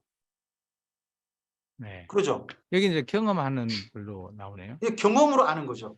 예. 그러니까 앞서 이 8가지 성품을 실제 내가 경험해 보면서 아는 거. 그런 표현이 돼 있잖아요. 그렇다면은 에피그노시스하고 그리고 여기 에이도하고 그걸 포함한 중간적인 그노시스라는 표현으로 해도 저는 괜찮다고 생각이 들거든요. 근데 왜 이렇게 구분해서 베드로가 썼을까요? 그건 좀 진짜 궁금해서요. 좀 궁금하네요. 왜냐하면 제가 보기에 이게 좀 네네. 아니 우리 식으로 보면 안다, 지식 똑같다고 네. 생각하는데 이게 구분해 쓴 거는 어떤 이유가 있을 것 같다는 생각이 들어서 제가 질문을 좀 네네네. 던졌거든요. 왜냐하면 아까 같이 네네네. 얘기했던 신의 성품은 어떻게 보면 큰 범위잖아요. 근데 네. 에피고노시스는 그 중에 일부 지식이고 하나님 아는 지식 인식. 지식이고, 예. 그리고 아까 인식이고. 에이도나 이거는 하나님 아는 경험적으로 한다. 경험이고, 예. 그런 경험적으로 형태로 한다. 구분을 했다면 여기 특제적소에 썼던 이 요절에 따라서 아마 베드로가 하고자 하는 의도가 따로 있지 않을까 그런 생각이 좀 들었어요. 한번 이 부분 가지고 좀 더 좀 연구를 해보시고 좀 살펴보셔서 다음 시간에 좀 이야기를 좀 해볼까요? 신윤선 목사님께서 다음 시간에 주제 발표를 하시고 아, 이거 쉽지 않을 것 같아요. 아니, 갑자기 제가 원어를 찾다가 네. 순간 이게 같은 안다라고 표현을 했는데 막 단어가 네네네. 다 달라요. 그래서 맞아요. 헷갈려서 왜 이렇게 했을까? 저는 참 그게 좀 네, 무려 궁금했어요. 여기 안다는 단어 무려 3단어를 지금 고르게 쓰고 있어요. 근데 보면 처음 시작에는 에피그노시스 썼고요. 중간에 지식할 때 그 지식은 그노시스만 썼고요. 그 밑에는 에이도를 썼단 말이에요. 그 밑에 거기에 대한 부분들은 이제 이 네. 부분들을 이제 신 목사님께서 좀 자세하게 좀 본문을 이해해 보시고 하셔서 이게 이런 뜻인 것 같습니다라고 제안을 해주시면 우리 다음 헬라- 시간에 네, 헬라어에 우리가 지식이 좀 짧다 보니까 네, 그런데 분명히 헬라어 그 문법하고 관계가 있을 걸로 저는 확신을 합니다. 왜 그러냐면 엔 크리스토스를 지금 많이 쓰고 있어요. 여기 베드로도 바울뿐만 네, 아니라 네네네. 그것처럼 지식에 힘입어 할 때도 마치 엔 크리스토스를 쓰는 것처럼 엔 그노시스를 써요. 네네.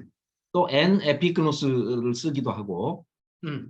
그러니까 하나님의 예수님의 성품 중에 하나의 그 안에 우리가 흔히 뭐 주 안에 말씀 안에 네. 사실은 그게 우리말로도 좀 어려운 번역이잖아요. 주 안에 네네네. 그렇군요. 예, 지식 안에 자라라 이런 표현들이 헬라어 문법하고 관련이 있어서 N하고 네. 상관 지어서 찾아주시기 바랍니다. 신윤석 목사님. 아, 지금 저한테 요청하시는 거예요? 뭐 다음 시간에 한번 이제 좀 우리 발표를 들어보도록 하죠. 네. 네. 그리고 그 다음에 제가 네. 지금 여기 그 에피그노시스를 한번 이렇게 봤더니요. 네. 이게 영어로 얘기를 하면은요. 네. 그냥 단순한 그 정보를 얘기하는 게 아닌 것 같아요. 여기에는 어떻게 나왔냐면은 recognition하고 acknowledgement 이런 식으로 나왔거든요. 네. 난리지가 아니에요? 예, 난리지 아니에요. 바이블 렉슨에서는 그냥 난리지로 해놨어요. 네, 날리지도 있고 레커니션도 있고 뭐 그러네요. 네, 두 가지로 있는데 네네네. 저는 여기 스크립처 스터디 앱이라는 거 한병주 네. 교수님이 이거 이제 추천해 주셔서 이거 한번 들어가 봤거든요. 네네네네. 여기에는 이게 에피그노시스가 난리지라는 말 없어요. 그냥 recognition, acknowledgement 뭐 이런 식으로. 엉난리지라는 거죠. 네. 앞에 그 난리지 앞에 붙어 있는 그쵸? 접두사가 예, 붙어 예. 있는. 예. 네, 특별한 지식. 그런 것이다. 네네. 네, 한번 그런 부분들까지 다 포함해가지고 신수 목사님께서 한번 좀 살펴봐 주시죠. 기대하고 있겠습니다. 쉽지 않을 것 같습니다. 한번 기대는 하지 마시기 바랍니다. 좋은 소논문이 나오지 않을까 싶습니다. 한번 좀 기대합니다. 뭐 절제라는 부분은 살펴보시면 절제라는 부분이고요. 인내라는 부분은 이건 길을 한결같이 바르게 가다죠. 이제 우리의 삶이 절제라는 부분은 전 다른 말로 하면 규모 있어지다라고 생각해요. 할 건 하고 안 할 건 안 해야 할 건 안 하는 거죠. 네. 그게 절제죠. 네. 할 건 하는 거고 안 할 건 안 하는 거. 네. 이게 절제가 되는 거고 그런 삶을 이제는 한결같이 가는 게 여기 인내. 인내는 참는다는 거 아닌 거 아시죠? 네. 여기 참는다가 아니라 확고부동하게 자리에 서다. 네. 또는 길을 한결같이 가다란 단어예요. 이 단어가. 네. 네네. 그래서 그런 삶을 삶 속에서 꾸준히 가는 거죠. 그리고 나서 그런 삶으로서 하나님께 예배자가 되는 거죠. 경건. 그런 삶을 바탕한 예배자. 그게 경건이죠. 유세베이야. 네. 맞죠? 네. 그리고 경건은 그러면 누구에 대한 사랑이냐 그러면 하나님께 대한 사랑일 거예요. 경건은. 네. 그죠? 네. 그리고 형제 우애는요. 사람들 중에 범위를 일정하게 좁혔죠. 여기 형제 우애는 교회 공동체 내에서 사랑이겠죠. 네. 그렇죠? 그리고 나서 그 다음 사랑의 범위를 더 넓히죠. 네. 모든 사람과 이 땅에 있는 모든 만물까지. 그래서 어떻게 보면 한결 인내 다음 있잖아요. 인내 다음에는 다 사랑이에요, 사실은. 하나님께 대한 사랑, 교회 공동체에 대한 사랑, 하나님이 주신 모든 천지 만물에 대한 사랑, 사람을 포함한. 네. 뒷부분은 사랑으로 다 채워져 있어요. 근데 사랑의 출발이 하나님께 대한 사랑에서 가장 먼저 출발하죠. 그리고 그 사랑이 교회 공동체 안으로 확장되어지고요. 나타나는 거고, 그게 온 세상, 천지 만물 모든 사람을 향해 가야 되는 거죠. 이제 여기까지 가면 이게 바로 하나님의 속사람. 아니, 하나님의 속사람 그러면 안 되죠. 하나님의 성품. 그분의 성품. 거기에 닮은 우리의 속사람이 되겠죠. 새로운 속사람. 이런 모습이 된다면. 그래서 그 다음에 8절부터는 중요한 단어가 이런 것이라는 표현, 또 이것이라는 표현이 전 중요하다고 생각해요. 먼저 8절에 이런 것이라는 것은 이 앞에 있는 8가지겠죠? 예, 흡족한즉. 그러니까 이런 것들이 이 앞에 있는 8가지가 너희에게 흡족하다면 우리 주 예수 그리스도를 알기에 게으르지 않고 예수님을 그러니까 안다는 게 부지런한 거죠. 점점점 이게. 네. 이 실질적인 이 성품에 참여하는 성품을 실질적으로 내 삶 속에서 실천하면서 점점점 누가 알아져 가냐 그러면 예수님을 인식하게 되어지는.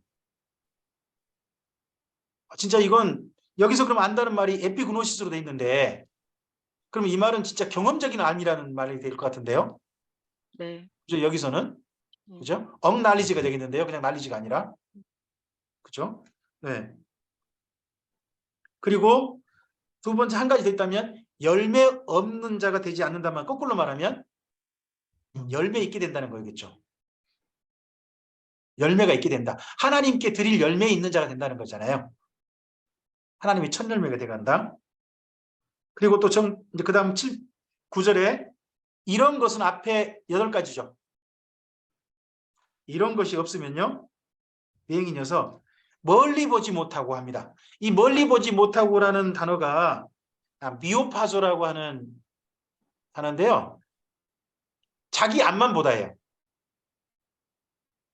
멀리 보지 못하고란 말은 자기 앞만 보다는 말을 정반대로 번역하는 거죠. 똑같은 의미인데 여기 자기 앞만 보니까 딴 데를 못 보는 거죠.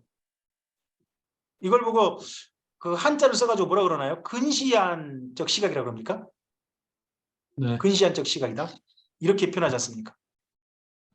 내 앞만 쉽게 말하면 제대로 네 미래를 바라보지 못하고 오늘 현재 삶에 너무 그냥 전전긍긍해버린 삶을 살 수 있다. 하나님을 닮아가지 못하다 보면 그렇게 되겠죠? 그러면 다르게 말해보면 이 앞서서 있는 8가지 삶을 살다 보면 어디가 바라보이는 걸까요? 주님의 나라가 보이는 게 아닐까요? 이 8가지 삶을 내 삶 속에 실천하다 보면 네.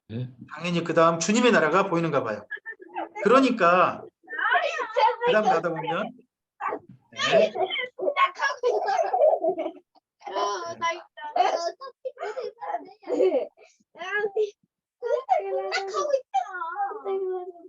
잠깐만요. 네. 우리 이민구 목사님 되게 아주 화기애애한데요. 한번 언제 가서 한번 좀 우리 군산 가서 한번 좀 가족들과 좀 만나보고 싶네요. 아, 죄송합니다, 목사님. 제가 음성을 좀 해드릴게요. 아이들과 같이 재밌게 노세요. 네. 네. 자,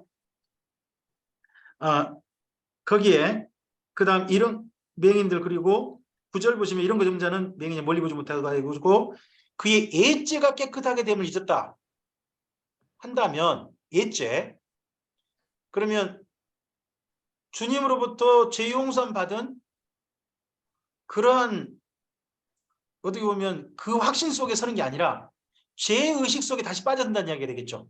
네.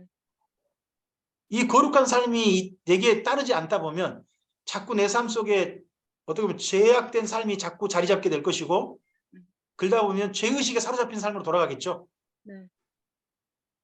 거기에 대한 부분으로 이야기해 볼 수 있을 것 같고요. 그죠? 그 다음에 10절에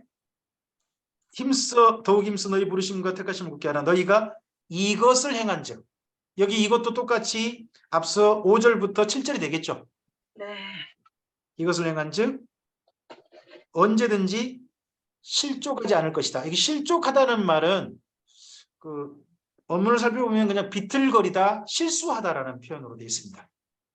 그냥 실수하지 않을 것이다 또는 비틀거리지 않을 것이다. 뭐 이렇게 히포모네, 즉 인내라는 말과 정반대가 되겠죠. 앞서 나오는 인내. 길을 한결같이 바르게 꿋꿋하게 서서 자기 길을 한결같이 가는 것과 정반대. 자꾸 삶이 비틀거려 버리고 실수하게 되어지고 그런 삶으로 이것들을 실천 안 하다 보면 그럴 수 있다는 거죠. 그리고 하나 더 11절에 이같이 하면 우리 주 구주 예수 그리스도의 영원한 나라에 들어감을 넉넉히 너희에게 주시려고 합니다. 베드로 전서 후서에서요. 나라가 두 가지 상태인 걸 혹시 보이시나요? 여기는 예수 그리스도의 영원한 나라죠. 11절에 예수 그리스도의 영원한 네. 나라. 베드로 전서에서는 어떤 나라를 말하죠? 베드로 전서에서 2장에서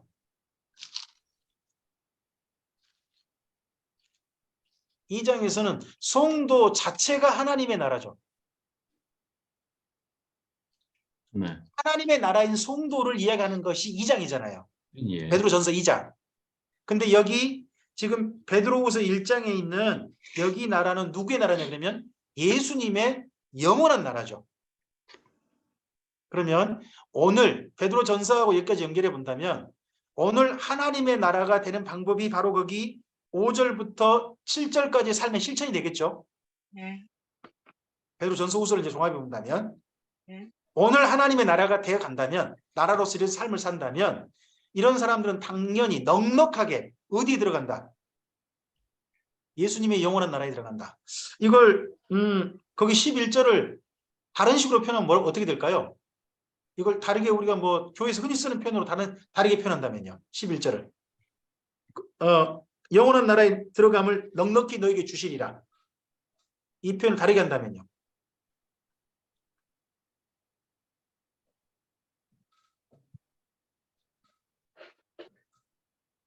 뭐라고 표현할 수 있을까요?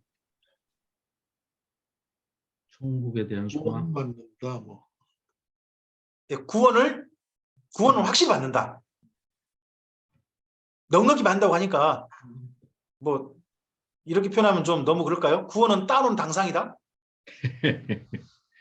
이런 좀 표현이 좀 진짜 그런가요? 확실하게 구원 받는다. 이런 사람이 어떻게 구원 안 받겠냐? 이런 얘기잖아요.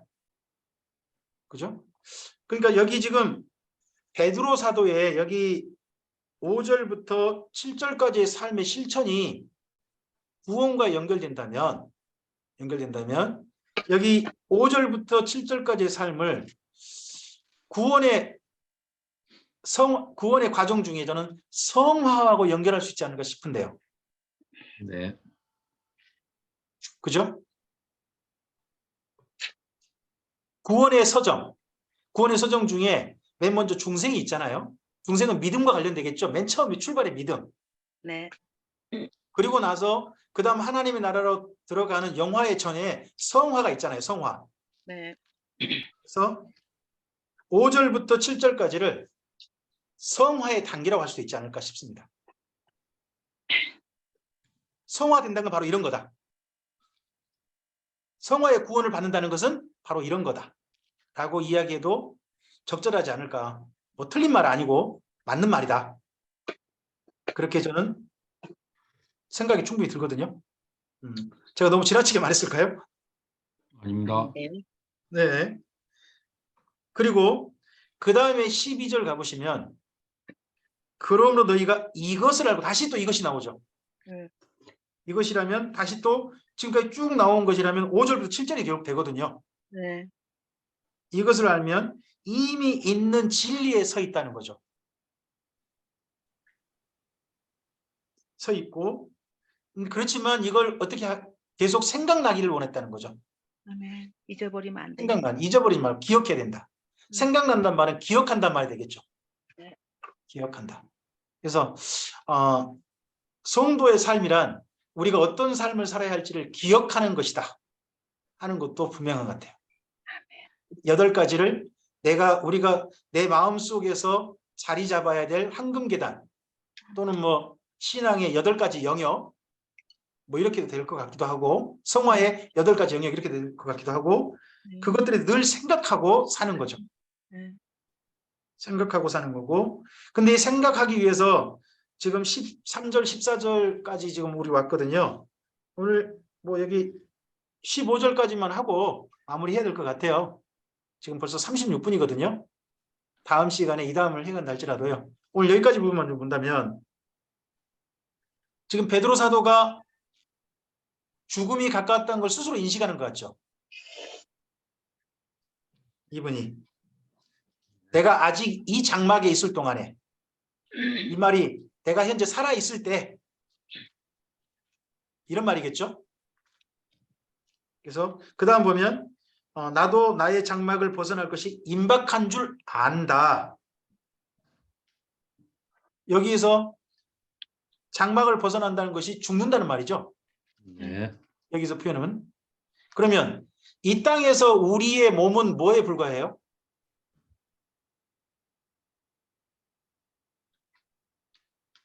이 땅에 우리의 몸은 천막, 네. 장막에 불과하다는 거죠. 네. 언젠가 주님이 주신 몸은요, 집이 되는 거죠. 이스라엘 민족의 광야 생활과 가나안 생활 그 연결과 비슷한 것 같아요. 광야에서는 천막 생활이잖아요. 근데 가나안 땅 들어가면 자기 집에 거하게 되잖아요. 그런 것을 신약 성경에 연결한다면 이 땅에 우리의 몸은 현재는 장막이죠. 장막 잘 보존하시기 바랍니다. 구멍 난 데 좀 잘 기우시고요. 그 장막 대 좀 튼튼한 걸로 좀 바꾸시면 좀 바꾸실 수 있으면 바꾸시고 그러셔야 됩니다. 네. 마음대로 잘 안 돼요. 긁긴 긁죠 뭐. 오래됐는데 낡으면 구멍이 났는데 그 새 거 키워봤자 또 크게 나고 그럴 수 있죠. 그래도 쓸 수 있을 때까지는 튼튼하게 써야죠. 네. 네. 어쨌든 이제 그 장막을 이분은 벗어날 날이 가까웠다. 그래서 거기 15절이 중요한 것 같아요. 15절. 내가 힘써 너희로 하여금 내가 떠난 후에라도 어느 때나 이런 것을 생각나게 원한다. 여기 이런 것이란 신의 성품. 결국 여기까지. 지금 베드로 사도가 가장 먼저 첫 번째 하는 유언이죠. 베드로 후서에서는 3가지 유언이거든요. 여기 지금 16절부터는 저는 그 다음 2장으로 보셔도 괜찮다고 저는 생각해요. 2장 내용상 연결해 가보면 그렇다고 생각하는데 여기 어쨌든 15절까지는 분명하게 베드로 사도가 첫 번째 유언을 분명히 해요. 그건 뭐예요? 이 땅에 살아있는 동안 여러분이요 하나님을 닮으십시오. 여러분의 속사람이 하나님과 같이 되어가시게 되길 바랍니다. 하는 이야기죠. 이런 삶을 사시면 여러분은 넉넉하게 천국에서 예수님의 영원한 나라에서 저와 만나시게 될 겁니다. 이건 베드로 사도 그렇게 이야기한 거 아니에요? 네. 네네. 그렇게 여기까지를 이해할 수 있지 않을까 싶습니다. 목사님 질문 하나만. 네네, 우리 함께 또 토론해보죠. 12절에 보시면 12절 네. 네, 너희가 이것을 알고 이것은 아까 5절에서 7절이라고 하셨는데 그 네. 이후에 이미 있는 진리에 서 있으나라고 했잖아요. 네네네. 여기 이미 있는 진리에 서 있다라는 게 네. 정확하게 뭘 얘기하는 거죠? 이미 있는 진리란 예수님이라고 하는 진리이기도 하지만 사실은 성도들이 지금 성도들에게 전해주신 하나님께 주신 다른 진리겠죠. 그 진리란 여러 가지가 된다고 생각해요. 첫째, 예수님이라는 진리도 있고, 그리고 하나님의 나라에 대한 소망도 진리 아닐까요? 또 하나님이 우리 아버지시라는 것도 진리잖아요. 예수님으로 말미암아 새롭게 주어진 진리 있잖아요. 그 진리에 서 있는 거잖아요. 우리가요, 전부 다. 이 땅이 뭐 우리는 진화로 이루어졌다고 믿지 않는 거잖아요. 네. 하나님의 창조로 이루어졌다는 그 진리에 우리가 지금 서 있는 거잖아요. 네. 그런 진리들. 이미 우리 왜냐- 예수님 믿으면서 그런 진리에 서 있는 거 아닌가요? 예, 물론 뭐 맞다고 생각하는데요. 네네. 내가 왜 궁금한가 하면 이미 네. 있는 진리에 서 있으나 내가 항상 너희에게 생각나게 하려 한다라는 표현이잖아요. 그러면 네. 아마 베드로가 어떤 진리에 대한 어떤 것을 했기 때문에 그것을 너희도 좀 계속 생각을 해서 신의 성품에 참여하는 자가 되자 이런 의도인 것 같은데 그래서 구체적으로 과연 베드로가 여기 네. 이 진리가 이 베드로후서를 통해서 받는 자들에게 어떤 진리를 좀 강조하고자 하냐 이런 것들이 좀 궁금해서 제가 물어보고 저는 여기까지 쭉 연결해 보면 첫째는 우리가 예수님 안에 있다, 하나님 안에 있다는 게 첫째 진리일 것 같고요. 지금 여기까지 내용 연결해 본다면 두 번째 진리란 그 예수님 안에 우리는 하나님을 닮아가는 사람이어야 한다는 게 진리인 것 같아요. 그 닮아가는 과정이 5절부터 7절에 신의 성품에 참여하는 이미 우리는 그런 삶에 서 있는 거예요. 서 있는데 이미 서서 그런 삶을 살고 있는데 베드로 사도가 떠나고 난 다음에도 이런 삶을 살고 있습니다라고 늘 생각을 해야 한다는 거 아니에요. 생각해야 된다. 내가 바로 그런 삶을 살고 있다는 것을 날마다 생각해야 된다. 목사님 그러면 그런 측면으로. 4절에 네. 나오는 아까 약속 있잖아요. 네. 그 약속을 좀 저는 좀 생각을 좀 했거든요. 바르게. 예, 왜냐하면 네네. 내가 가더라도 너희도 예수님의 그 부활을 통해서 이것을 나도 어차피 예수님 따라서 그렇게 간다라는 의미로 저는 좀 받아들였는데 어떻습니까? 죽음에 대한 약속인가요, 그러면? 꼭 그런 건 아니고요. 부활에 대한 어차피 약속이 나중에 아니라? 유언할 때 너희도 같이 나 따라와라 이런 의미로 뒤에 제시하는 걸 보면 네. 이미 있는 진리라는 게 예수님께서 네. 약속하셨으니까 그것도 진리잖아요. 그 네네네. 진리는 변치 않는 거고 언젠가는 우리 성도들은 언젠가는 그 부활을 믿고 지금 가려고 하는 그것 소망이잖아요. 어떻게 보면. 네네네. 그것이 어떻게 보면 이 박해자들에게 예. 박해받고 있는 자들에게 더 큰 의미의 진리가 아닐까 저는 좀 생각해 봤거든요. 그 진리의 최종적인 부분이 만약에 11절이라면 어떨까요? 11절이 최종적인 진리라면 네. 현재 이렇게 살아가는 삶이 마침내 서야 할 자리는 예수님이 영원한 나라에 서는 거잖아요. 그러면 거기까지를 큰 약속, 보배롭고 큰 약속으로 연결하면 어떨까 싶은데요, 저는. 이렇게 생각하면 어떨까요? 2장과 유다서에 나오는 지금 이단에 대한 경계도 지금 하고 있지 않습니까? 네. 베드로 사도가 이제 전서를 쓰고 후서 사이에 어느 정도의 그 기간이 흘렀는지는 정확하게 알 수 없으나 뭐 그렇게 오랜 시간이 지난 것 같지는 않아요. 그런데 그 동안에 유언적으로 먼저 전서를 썼고 순교를 기다리고 있는데 뭐 조금 여유가 더 있으니까 시간적인 여유가 있으니까 이제 지금 당장 벗어버릴 장막이지만 이 육체라는 것은 그러나 지금 마르키온파나 뭐 몬타누스파나 뭐 이런 그 영지주의나 이런 자들이 자꾸 헷갈리게 하는 거죠. 육체는 악한 것이다. 영은 선한 것이다. 그러니까 뭐 멋대로 살아도 된다. 육체의 뭐 정욕을 뭐 채워도 아무 상관없다. 뭐 이런 식으로 자꾸 흔들어 놓으니까 지금 아니다. 진리라는 것은 우리가 이미 가지고 있는 거고 이미 가졌다는 것은 오셨던 예수님 실제로 보여주신 그분이 천국이고 그분의 전으로 우리가 지금 전서에서 계속 성전으로 세워져 가고 있고 뭐 2장에서 쭉 이렇게 얘기를 하지 않습니까?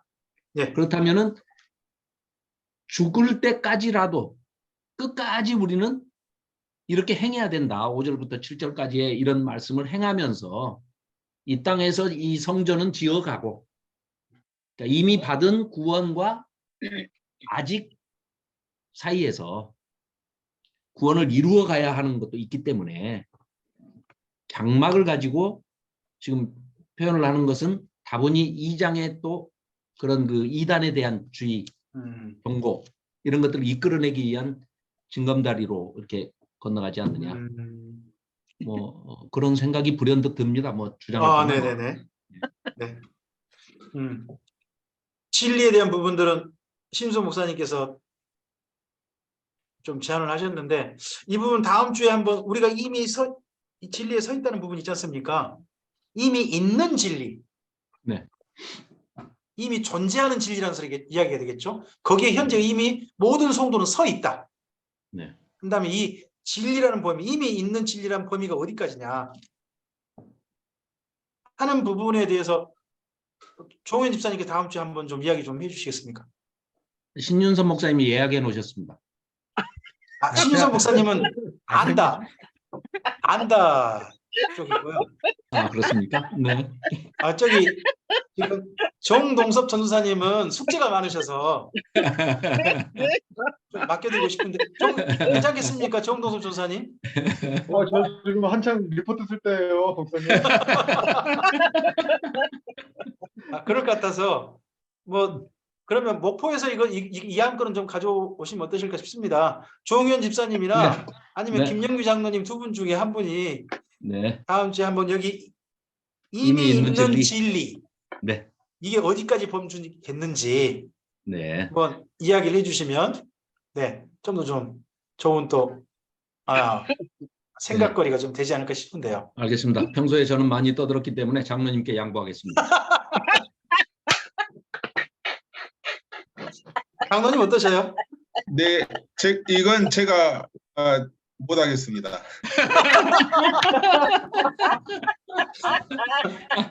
그럼 제가 계속해서 떠들도록 하겠습니다.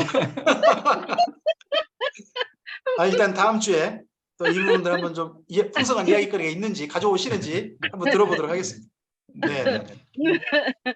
뭐 우리가 꼭 지금 이 시간에 이야기할 필요는 없잖아요. 네. 다음 시간 또 모임 되면 되니까요. 네, 오늘 여기까지 모임을 갖죠. 네, 베드로전서의 첫 번째, 베드로후서의 첫 번째 베드로의 유언은 우리가 하나님을 닮자. 쉽게 한다면, 그죠? 우리 속 사람이 이제 하나님의 새 사람이 되어가자. 그런 이야기인 것 같습니다. 이게 첫 번째 유언.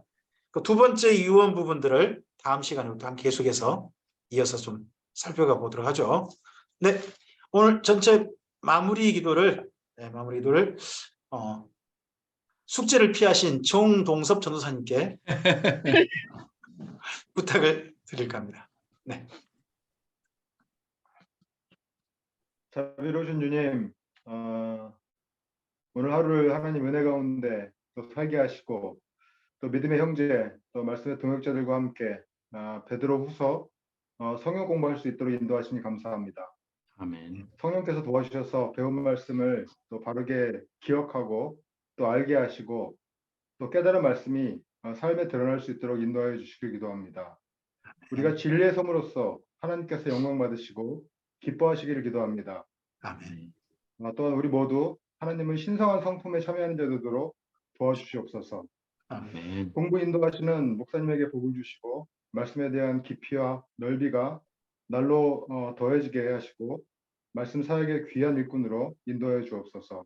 또한 아멘. 사역과 가족, 건강 가운데도 하나님의 은혜가 함께 하시길 기도합니다. 감사하며 예수님의 이름으로 기도합니다. 아멘. 네. 네. 감사합니다. 네.